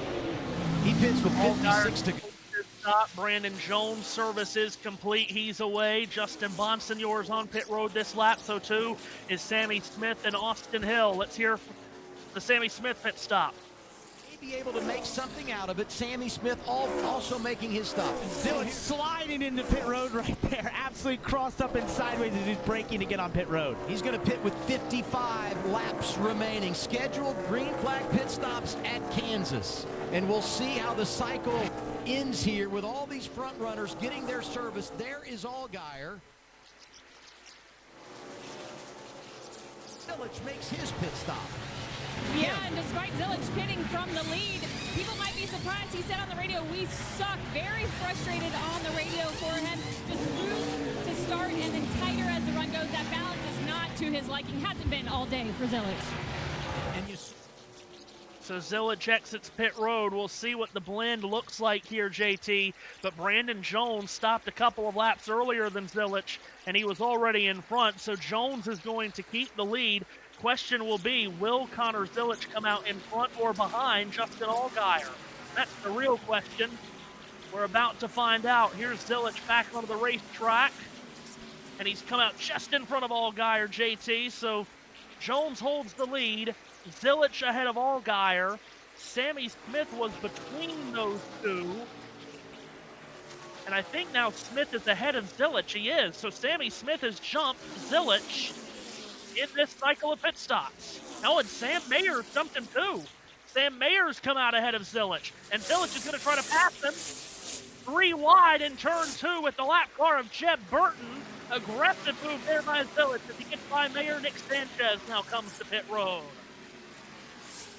Sanchez in. This has been a trying day. They were super free in stage 1. Nick said, I can't believe this is the same car we had earlier today. They've made several big changes. Latest report was just needs help with the center turn. 4 tires and fuel for the 48. Christian Eckes, Brendan Queen, and Kyle Sieg are first, second, and third, followed by Carson Waffle, Ryan Sieg, Harrison Burton, Daniel Dye. Those 7 have yet to come down pit road. Once they do, the lead will be turned back over to Brandon Jones.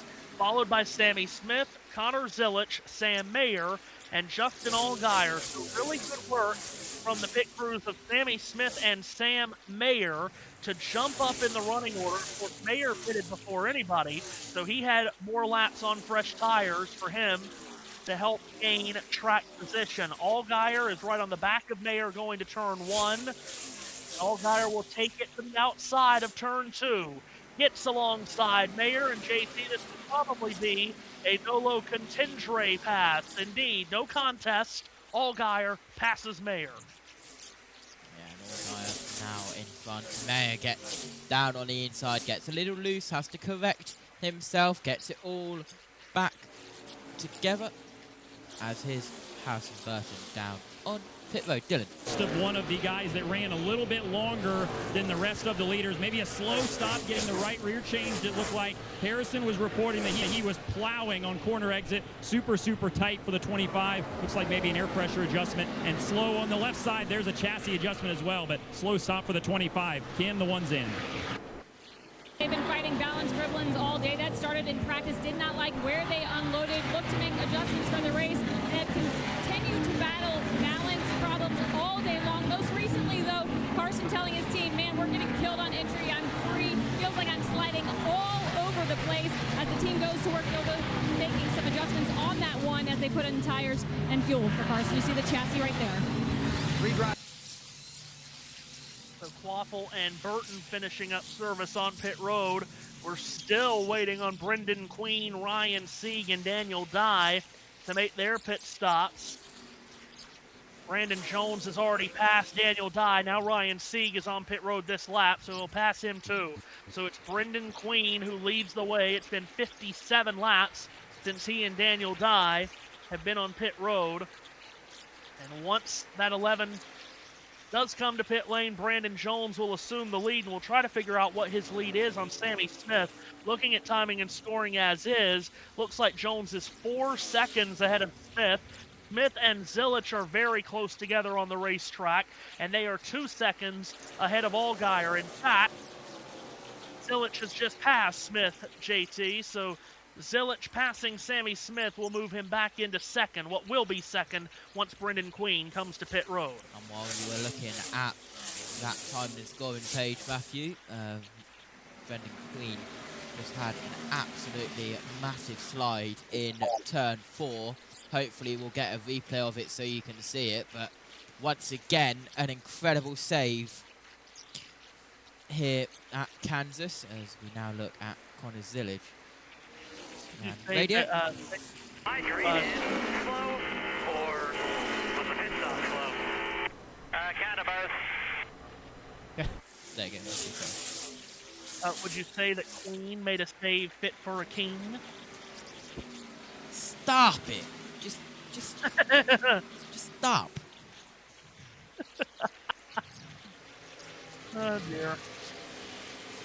Carson Quaffle, who is later than the rest of the leaders to pit road, has fresher tires than the leaders. He has just passed Sammy Smith. Now he's going to pass another one of his teammates in Connor Zilich, but he is off the lead lap as Quaffle at the current moment, running in the 18th position. Trying to get in position to unlap himself if he can chase down Brandon Jones. Jones is about 4 seconds up the road from him. Meanwhile, a moment ago, Justin Allgaier caught in traffic on the front straightaway. JT was running behind Mason Massey and Anthony Alfredo. Let's see, they're showing us a replay of this. For what reason, I don't know yet. Oh, we got a spin. Justin Bonsignor is spinning off turn 2. Oh, and he hammers the inside wall head on. Justin Bonsignor with a hard head-on impact with the wall in the back straightaway. And that's going to bring out a caution with 45 laps to go. And Brendan Queen had not yet come to pit road.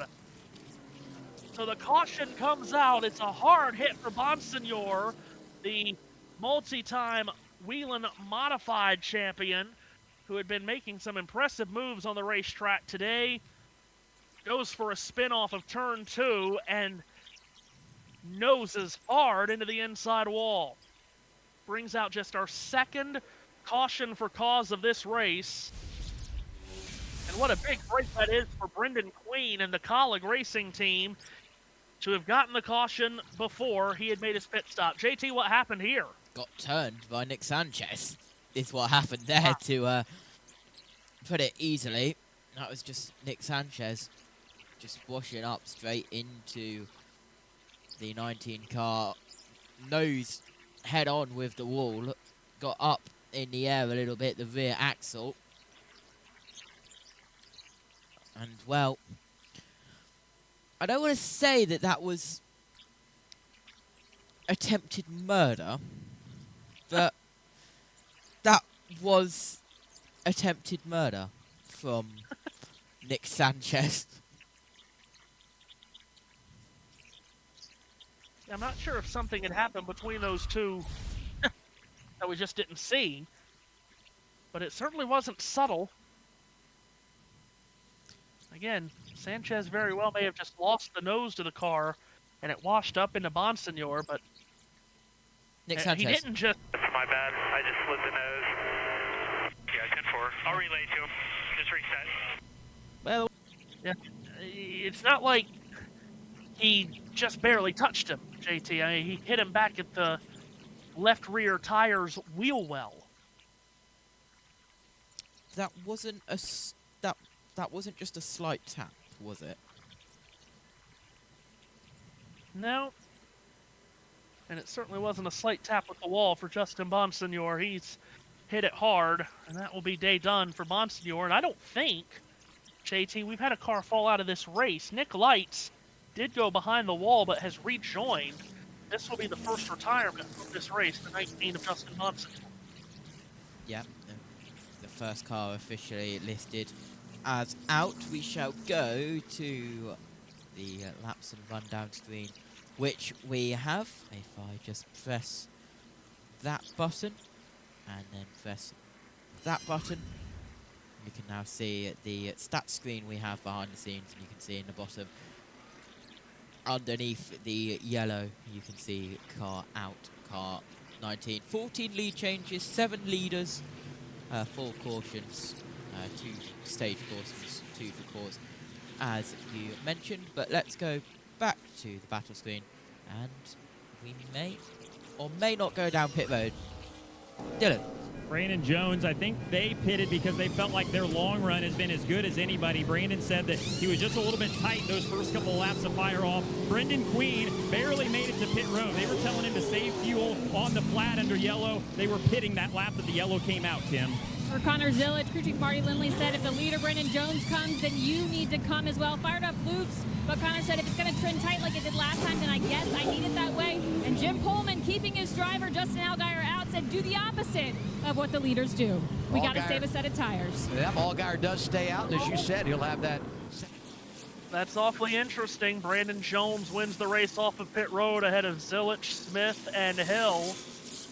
Brendan Queen's team lost a number of positions for him. He came out 6th behind even Taylor Gray. But as you heard, Justin Allgaier stayed out, and he's going to be the leader on this restart, but it's going to be on old tires. And it'll come with under 40 laps to go as we're under caution at Kansas. Hard hit for Justin Bonsignor, putting us under the yellow flag. Well, going to be an interesting restart and run to the finish here with Allgaier in front again, but on older tires, while everybody else will be charging on fresh tires behind him. Give you, while we're under this caution, just an update on the college football scores that I gave you earlier. Number 1 Ohio State, at last we told you, was leading Washington 7-3 in a dogfight. They've extended that lead now, have the Buckeyes 17-6. They lead Washington. Ole Miss leads LSU 17-7. Texas A&M is ahead of Auburn 13-3. Indiana and Iowa still tied at 10 at the end of the third quarter. They've reached halftime in Starkville with Tennessee and Mississippi State deadlocked at 17. Those are the only games ongoing between ranked teams. Other games going on includes Northwestern leading UCLA in the fourth quarter 17-6. Boston College in the fourth quarter leads California 17-14. Baylor is ahead of Oklahoma State 35-20. Utah leads West Virginia by a load of points, 38-13. San Diego State and Northern Illinois has made it midway to the fourth quarter without a touchdown. That game is tied at 3-3. Navy leads Rice 14-3. Toledo is all over Akron 35-3. Miami of Ohio leads Lindenwood 31-0. The Battle of New Mexico. New Mexico State leads New Mexico 17-14. By that same score, Hawaii is in front of Air Force. Tulane leads Tulsa 24-14. Games just starting include Middle Tennessee State at Kennesaw State and Liberty as a heavy underdog at Old Dominion. In the Ryder Cup, in the afternoon four-ball session, the Europeans have already claimed 2 victories. The other 2 matches ongoing are both all square. Sepp Straka and John Rahm are heading to the 18th all square with Xander Schauffele and J.J. Spahn. And going to the 17th, it is all square between Tyrrell Hatton, the teams of Tyrrell Hatton and Matty Fitzpatrick and Patrick Cantlay and Sam Burns. Europe currently leads the Ryder Cup 10.5 points to 3.5. Those 2 matches all square. The United States desperately need to win both of those matches to even make it close to competitive heading to Sunday singles tomorrow. Keep you updated with how those last 4-ball matches finishes, with them both being all square. We'll see if anyone gets the result or if those matches will be halved. Really, the U.S. cannot rely on just getting the half point from having the match. They need to flip those matches and get the full point from both to even have a chance. Back in 1999, the United States entered Sunday at the Ryder Cup down 10-6 and created one of the biggest comebacks in Ryder Cup history. Even if they can win the last 2 4-ball matches today, they would go tomorrow trailing 10.5 to 5.5, be an even larger deficit than it was heading to that Sunday in 1999. JT? Yeah, just a quick NASCAR update we have had through a couple of hours ago now from NASCAR Communication. NASCAR Cup Series pre-race inspection is complete at Kansas Speedway. 2 cars failed inspection twice. On their second attempt through inspection after passing all stations, the number 71 Spire Motorsports Chevrolet was observed making an unproved adjustment to the splitter. The struts were reinstalled and the car was rerun over the underbody scanning station and failed due to the adjustment. Crew Chief Travis Peterson was ejected from the event. Loss of pit selection, start at the rear of the field, and vehicle must perform a stop-and-go penalty after receiving the green flag. The number 51 Rick Ware Racing Ford failed inspection twice. Car Chief Dave Jones was ejected from the event and loss of pit selection, and we had an update to this. The number 88 is also receiving penalties for unapproved adjustments prior to practice. Crew Chief Stephen Doran was ejected from the event. Loss of pit selection, start at the rear of the field, and vehicle must perform a stop-and-go penalty after receiving a green flag. So the 88, 71 and 51 have got penalties for Cup Series tomorrow, but stand by because it's Allgaier and Mayer on the front row, Jones and Zillage behind, and we are doubled up behind the Toyota Supra pace car, getting ready for a restart with 38 laps to go of this Kansas Lottery 300 for the NASCAR Xfinity Series in the round of 12 playoffs here in the NASCAR Xfinity Series. Allgaier and Sam Mayer choosing to stay out on old tires will lead the field of the green with 38 laps to go. Brandon Jones, Connor Zilic, and the rest of the pack behind on fresh tires. Green flag goes up in the air. Allgaier from the outside of row 1 takes off. Mayer stacks up the inside row. Connor Zilic slices down to his inside and puts Mayer 3 wide. Allgaier to the lead in turn 1. Brandon Jones on fresh tires up the outside, crosses over to the inside off turn 2. Allgaier gets loose. Jones steamrolls rolls around him to the lead. Zilic goes through to second. Austin Hill third. And Justin Allgaier, JT, on old tires along with Sam Mayer, getting railroaded by the field. Sammy Smith goes around Allgaier. Now Sheldon Creed's going too as well. Yeah, Sheldon Creed getting around Allgaier. We're 3 wide further back. That's Jesse Love, Sam Mayer getting involved in that 3 wide as well as we head down the backstretch. Last time by, it was Brandon Jones who set a new overall best time, so he was indeed flying. 16 lead changes. We've had 4 cautions for 26 laps, with Brandon Jones completing another lap. Let's have a look at the replay of this 3 wide moment with Queen. Yeah, Mayer on old tires just getting swarmed. Brendan Queen got around him. Then he was 4 wide with Jesse Love, Nick Sanchez, and Daniel Dye. I really don't understand the reasoning behind Allgaier and Mayer staying out. I know they saved a set of tires, but you might not get another caution. And you're on these old tires, and you're just getting sacked. Here in turn 3, Nick Sanchez dives hard to the inside of Allgaier. Sanchez will get around the 7th. Ryan C will get around Allgaier. Now Dean Thompson will sneak a peek. This is going terribly wrong, JT, for both Justin Allgaier and Sam Mayer, but we need to forget about them for now because the battle at the front is heating up. Brandon Jones is the leader, but Connor Zilic is bearing down on him on the back straightaway. And here comes Zilic down the backstretch towards turn 3. Jones is your leader. Zilic plus 107, Allgaier plus 72, Mayer plus 47, Gray plus 18, Creed plus 14, Quaffle plus 9, Love plus 6, then Hill and Sanchez on -6, and Burton -7, Sammy Smith -13. But here comes Zilic trying to get up to the high line from the low line down on the 8th and very nearly taking out Brandon Jones. That was very close indeed, but now we head on to the backstretch, Matthew, and it's still Brandon Jones, but Zilic breathing down his neck. And Zilic likely needs to make this pass on Jones very quickly because we know that Brandon Jones' car gets better as the run goes on. In turn 3, Zilic is going to plant that red and black number 88 to the bottom of the racetrack. Tries to pull up alongside Jones but can't. Falls back in line behind him as they come back to the line.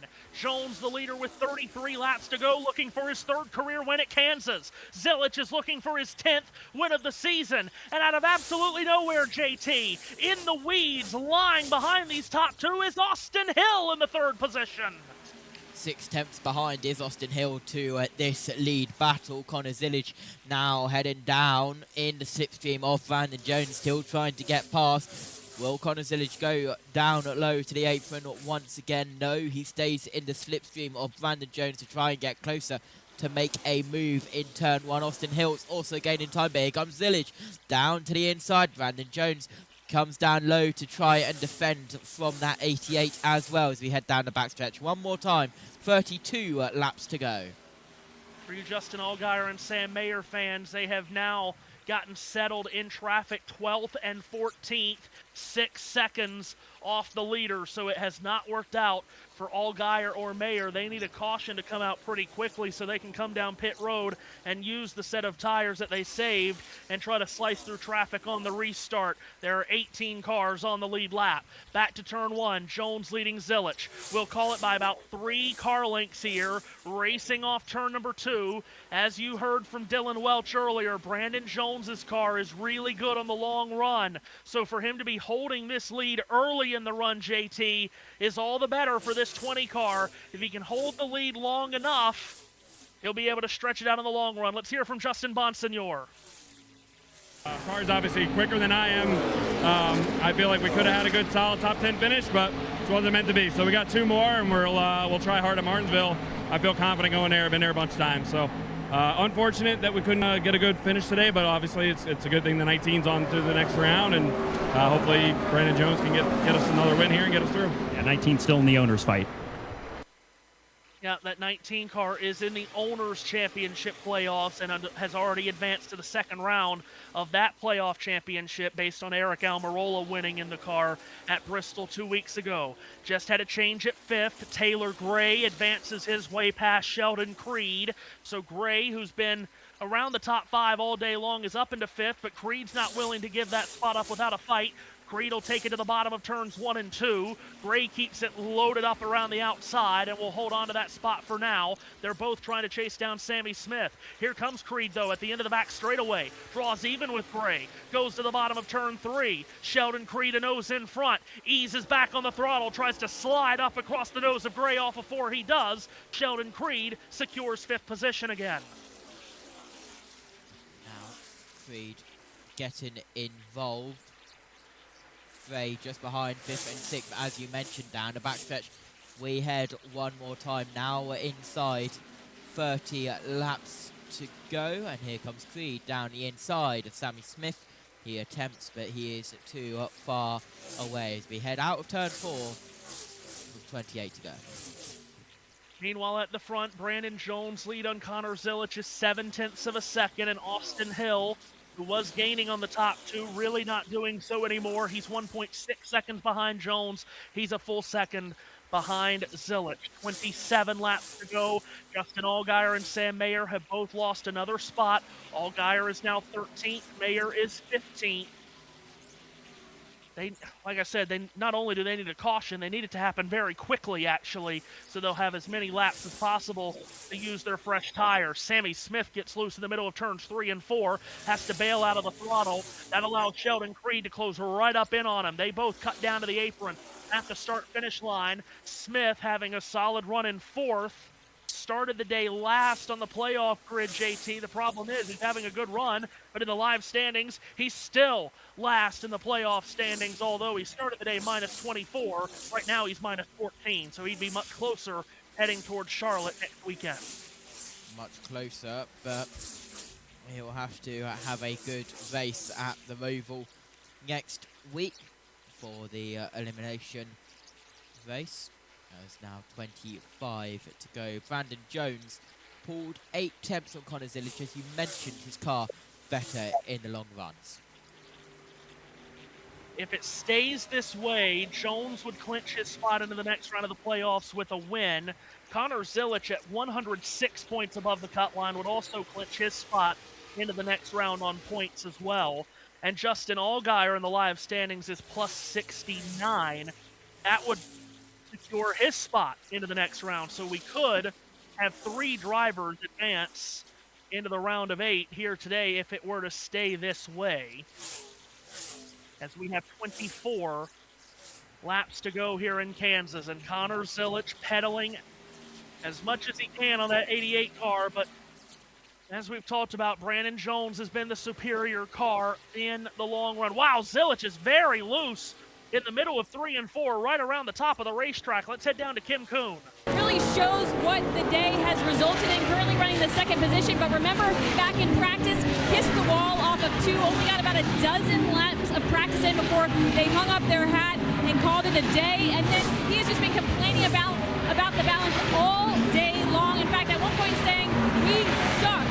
Despite that, has had the pace again, running in the 2nd position, looking to continue that streak of top 5s. Remember, 15 straight top 5s, ties the record with Sam Ard, was done back in 1983. He could set himself apart, Dylan, if he holds this position. Austin Hill runs in the 3rd spot. This is a good day for them, and you guys in the booth talked about it. Chad Haney, the crew chief, told me this morning, close the points gap today. We don't need to do anything crazy. We actually feel okay about going to the Roval, but we don't want to go there having to make up 16 points, which is how they started the day. They've done a good job, scored stage points. That gap is minus 7 now, so even though they're still in a hole next week, as we run right now, it's a net gain for these guys, so to speak. Better position now than they were at the start of the day. And kind of the same story for Sammy Smith behind them. Philip Bell, his crew chief, called today not a must-win, simply a must-have-a good day. They've scored stage points, and they started minus 24. As we run right now with Sammy in the 4th spot, they're minus 14. So again, they've cut some of that deficit off, just trying to make it a little bit more manageable next week when they go to the Roval, Cam. So we think about Sheldon Creed and how he started the playoffs, very quietly had a strong showing. You think about the runner-up place he ended at Bristol, scored some good points there, then came into this weekend and currently running in the 5th position. And he told me, look, you can get through the 1st round just finishing top 10. And that's exactly what they've done both at Bristol, what they're trying to do here with 20 to go. It's just been loose all day for Creed. In fact, fact, at one point he said, I need to be tightened up 5 numbers. That is a huge adjustment right now. Still loose for the 0-0, Dylan. We told you at the start of the day about Jason Ratcliffe, the crew chief for Taylor Gray's message. Basically that they just have to do what they do every race. Their points position was okay and better than being -3 to the cut line. They started +3. They're +17 right now. Another team that has done well to earn stage points. They've scored the 5th most points of those that have earned stage points today. Their balance has gotten better. They've made some adjustments every stop. Taylor said this last adjustment they made on the most recent pit stop was a positive one. He runs in the 6th spot right now, +17 to the cutoff, Kim. And Jesse Love and the 2 team were looking for a big day. In fact, stage points was one thing they had circled. They got that done in the first stage, and then that's where the hiccups started coming. Their first 2 stops of the day at the end of each stage were mired by mistakes. The first stop, they had a slow right side tire change. That second stop, remember, his foot slipped off the clutch. He spun the wheel at the end before they finished the stop on the left side. Despite that, they have rallied and now run in the 7th position. So I think they'll walk away from this day knowing they made mistakes, made the best of the day that they were given. We done? We got a lot of reports out of the way right there. The longest ever pit report presented by CW.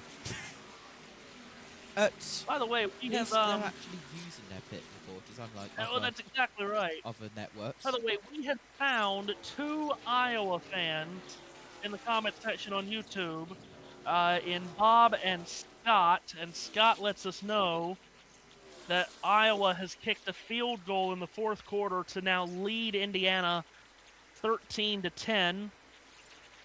So the Hoosiers, off of their blowout victory of Illinois last week, trail in the 4th quarter at the always formidable Kinnick Stadium.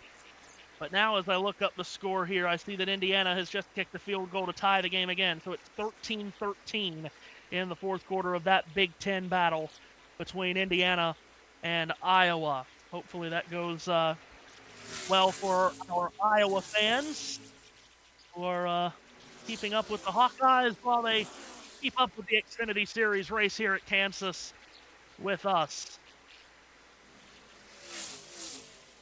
AT, the race today, it's been a really clean race. We've only had 2 cautions for incident the entire day. Earlier, it looked like Justin Allgaier was just going to blow the field away, but when he got caught in traffic on a slow pit stop at the end of stage 2, that really changed the game. He was never able to assert his dominance after that, and since Allgaier has been in traffic, the best car has been the number 20 of Brandon Jones, who is now 15 laps away from what would be his 3rd career Kansas victory. A clean race, you say? You want to say that to Nick Sanchez and the number 19 car? But yeah. Well, indeed. It's been an alright race. Brandon Jones has the better car in the long run, and that has been showing. Yeah, he's been really good on these long runs, and that's what he's gotten here to finish it. I'm certainly hoping it stays green last 13 laps. He leads Connor Zilich by 1.7 seconds. He just pulled a slide job on the lapped vehicle of Nick Light. 13 laps to go. Nick Sanchez is currently the first car below the playoff cut line, JT, in the live standings. He's -6 to the cut line, and he's just behind Brendan Queen on the racetrack. 8th and 9th, if Sanchez could pick up this place, that would be a point in the standings. So Sanchez needs to do all he can to get around this 11 car of Brendan Queen. All he can, including accidentally doing something he shouldn't. I'm not going to say anything, but although he very nearly does there, goes straight up into the wall, very nearly to the wall, side by side across the line. Nick Sanchez on the inside line, and once again very nearly gets into the 11 car. Nick Sanchez on an absolute mission here, not caring about anything that happens around him. And, well, we very nearly had a VP of what just happened a couple of laps ago with the 19 car, but Nick Sanchez backed off a little bit, but now on the attack once again. I mean, Sanchez is drifting that car through the corners. That car is extremely out of control. But, boy, he's not lifting out of the throttle very much, because here he comes back at Queen in turn 1. Queen will take it to the top. Sanchez mid-tracks it. And, again, the back end twitches on Sanchez, but he gets right up underneath the spoiler of Brendan Queen as they race down the back straightaway and head to 3. Again, every position on the racetrack is worth 1 point in the standings as Queen drifts up in the middle of 3 and 4, opens up the door to the inside for Sanchez. Sanchez going to try to run through that open door, side by side as they cross the line, JT. Nick Sanchez trying to pick up what is a very important position to him. And he drifts up off the apron onto the low line of the track, and now he will drift up to the high line to block that 11 car of Queen, and he does do successfully, but the 11 car not letting Nick Sanchez get away. So it's been a good run for Brendan Queen today, as he just gave up the 8th position, still in the top 10 for the driver that next month in Toledo will more than likely secure the ARCA Menard Series championship. He's been brilliant in that series this year, including winning here last evening at the Kansas Speedway. 2.5 seconds is now the gap. Brandon Jones back to Connor Zilic with less than 9 laps to go. But, JT, I'm sure Brandon Jones is happy that he can't hear us on the radio when I say this. The last 3 races on 1.5 mile racetracks in the Xfinity Series have all gone to overtime. We'll see if this one goes to overtime as well. 8 laps to go, now 7.5, as Jones makes his way down the backstretch and heads back towards turn 3. Matthew Owens, I just want to go to bed. Please. I have to be up in 6 hours for a 500-mile round trip around the UK. In a day. Anyway. Yeah. JT and JB content coming soon to JB Motorsports. As down the backstretch we go. Go on. On the Cup race, you say? I will. When I get back, whenever I get back, I will appear on the Cup race. JB will be on the Cup race because there's a little bit of a difference, Matthew. It's half an hour on the train for JB to get back home. It's a 4-hour drive for me. So yeah, a little bit of a difference. But yes, you will hear my tones on the Cup Series race if I am not dead at the end of tomorrow. Well, that's very good, because we cannot go a race without hearing your dulcet tones, that's for sure. You definitely can, but thanks, I guess. Brandon Jones coming to the start-finish line. 5 laps to go in the Kansas Lottery 300. His lead on Connor Zilic staying stable at 2.7 seconds. Zilic, if he stays where he is going to knock down his 15th consecutive top 5 finish, which is just impossible to believe. That would tie an all-time Xfinity Series record with Sam Ard, who did it in the mid-'80s, as Jones makes his way through the lapped vehicle of Mason Massey. And Jones comes up out of turn number 4, and we enter the final 4 laps here at the Kansas Speedway. Jones has won 6 times in Xfinity Series competition. 2 of those prior 6 wins have come at Kansas. He is so close to getting a 3rd win here in Kansas City. Fight for 4th, JT, is tight between 2 playoff drivers, Sammy Smith and Sheldon Creed. As we documented, Smith is 14 points below the cut line. He cannot afford to lose this position and lose the point that comes with it. But Sheldon Creed's only 12 points above the cut line.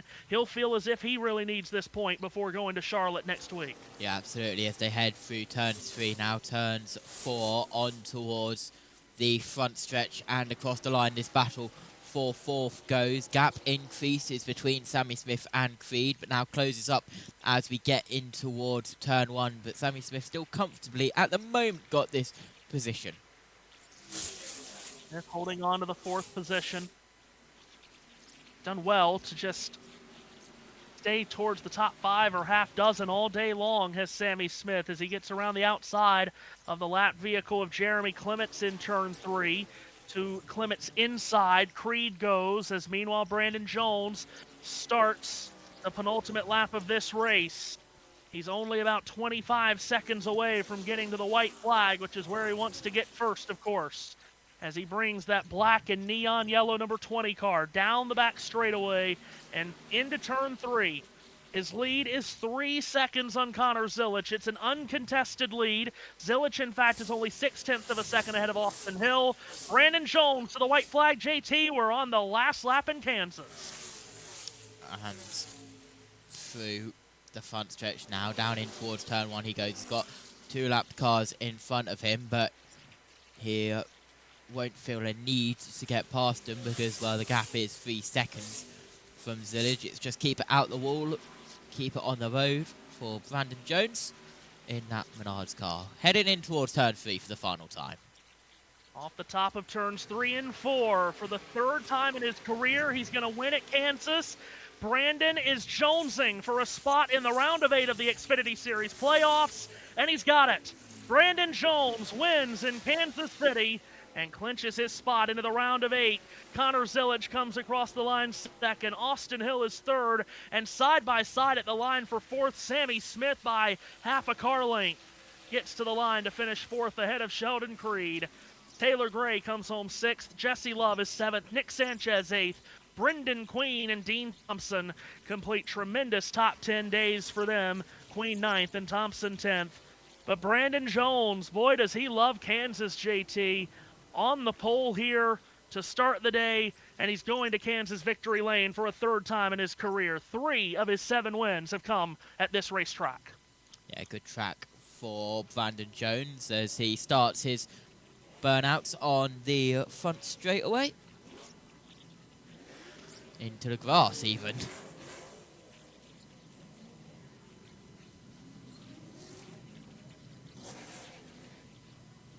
Second win of the year for Brandon Jones. He won in the spring in Darlington, South Carolina. Now he gets the win at Kansas. He is becoming the Xfinity Series master of this Kansas Speedway. And another win for Joe Gibbs Racing as well. Joe Gibbs' team has now won 8 of the last 11 Xfinity Series races here at Kansas. And for Connor Zilic, a 2nd place finish, his 15th straight top 10. And as we said, he also advances into the round of 8 of the playoffs. He secures his spot on points. So too does Justin Allgaier. Both Zilic and Allgaier enough points above the cut line that no matter what happens at Charlotte next Saturday night, they cannot be overtaken. So 3 positions have been clinched now into the round of 8 of these playoffs. Brandon Jones, based on his win today and based on points, Connor Zilic and Justin Allgaier have also advanced. So when we go to Charlotte next Saturday night, 5 positions will be up for grabs in the next round of the playoffs. It'll be 9 drivers fighting for those 5 spots. On the front straightaway, Brandon Jones has done his victory celebrations. He climbs out of the car. He will come up and capture the flag. It's a tremendous win for Jones. He was solid all day long. Fastest in qualifying, fastest on the long runs when it mattered the most. And I guess they're not doing a front stretch interview this time? Is that right? I guess so, as they're all down in a... We'll hopefully get it in a victory circle. I'll have to look at the minute-by-minute that we get supplied by NASCAR, but it doesn't look at it. But let's go down to Connor Zilic, who's had to move sponsors on his car because he's got so many race win stickers. That is a true story. You know, it was a new right side tire for us this year, and it was definitely a lot different. But no, really, hats off to the entire Carolina Carports Chevrolet team. My picker did an awesome job. You know, we just did a solid job executing all day long with, you know, a car I didn't feel like was winning capable, except at, you know, a point there in stage 3, I thought we had a chance at it. So, yeah, we'll look back at it and see what we could have done better, but we were just kind of throwing Hail Marys at it all day and trying to make one stick, but it didn't stick. I know you would have liked the win, but this is your 16th straight top 5 finish. That sets you apart from legend Sam Ard in the history books. What does that mean to you? Yeah, it just shows that, these Junior Motorsports cars are as fast as Xfinity Mobile every week, and, they make our jobs a lot easier as a driver. So it's really cool to, not only have that record, but go 16 weeks without a DNF. Like, there's a lot of things that we can be proud of as a team. So we just got to keep doing what we're doing and executing, and, hopefully we'll give ourselves a chance at it in Phoenix. Connor Zilic transfers to the round of 8.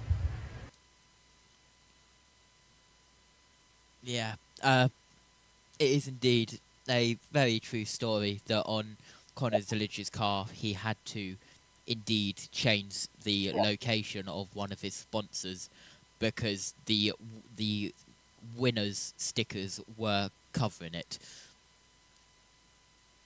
Right, yes. Look at just how much speed that 20 car had when he took that lead, and well, he just disappeared off. He had so much speed and just so much power. And Flint 005 saying, "I cannot wait until next season, so we do not have to hear as fast as Xfinity Mobile ever again."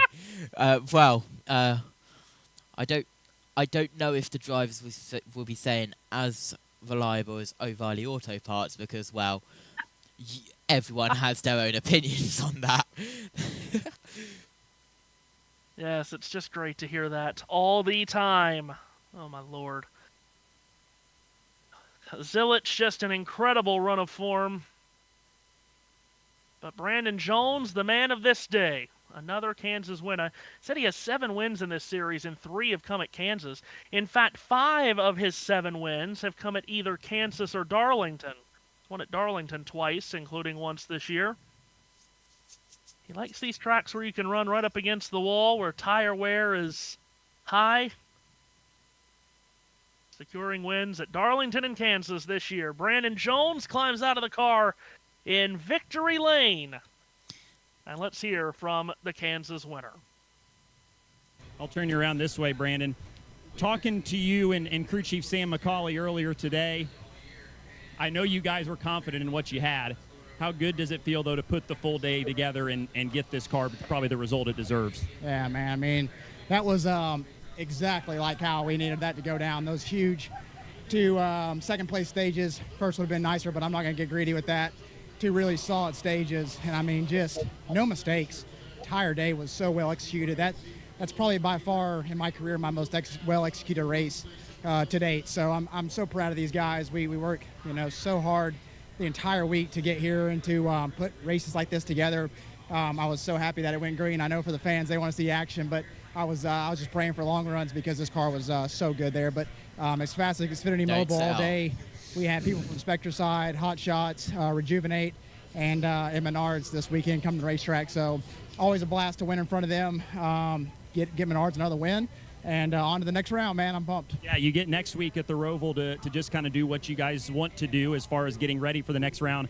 But you get to prepare maybe a week early for Vegas, which obviously you win that. We all know what happens there. You go to Phoenix. So how big is this win today just to allow that extra prep for another 1.5 miles? I mean, just huge. I mean, we've always been a contender at Vegas. We haven't been able to get that done just yet there, but we've always been so fast at that racetrack. So I feel like with this momentum we have here this weekend, really, peaking at the right time with these race cars is crucial. So I'm excited for that one. We'll go to the Roval, have some fun with it. Road racing's been a lot more fun here recently. I've been working on that craft a bunch, and we've been really fast here as of late on our preparation, simulation-wise, for the Roval. So we'll go there and have a good day and have fun. But yeah, whatever happens there is really no big deal at this point. We're going to continue to go on, and a lot of good rounds in that next round for us. Congrats. Thank you. Brandon Jones, second win of the year, comes here in Kansas, and maybe no more perfect time than now to get that second win. He was so close to not saying it. Yeah, he really was. You heard him say there, Las Vegas is the first race in the round of 8. And, of course, Kansas and Las Vegas, not the exact same, but they are similar. D-shaped 1.5-mile racetracks. So would expect Jones to be in contention when we get to Vegas here in a couple of weeks, as Jones secures his spot into the semifinal round of these Xfinity Series playoffs. Well, JT, fun race, very tactical race today. Not a lot of yellow, not a lot of restarts. Tires certainly mattered. We certainly did see that on the last restart when Justin Allgaier and Sam Mayer fell like a rock. But at the end of the day, I do think the best car won. Allgaier looked very good early, but I think Brandon Jones, if we would have had Jones and Allgaier in a match race at the end, I think Jones could have given Allgaier a big fight. So absolutely nothing wrong with Brandon Jones winning this race today. He had a great car. Yeah, absolutely. Best car out there for the long runs, and that paid off. And I definitely just didn't notice a US Thunderbirds on the ground of Kansas Speedway. What does that maybe suggest who's doing the fly past tomorrow? Let me have a look, and I will confirm it for you. Because I have the document which tells us who the fly past is. JB did send it to me, but it doesn't help that I may or may not have sent 100 messages. But after that,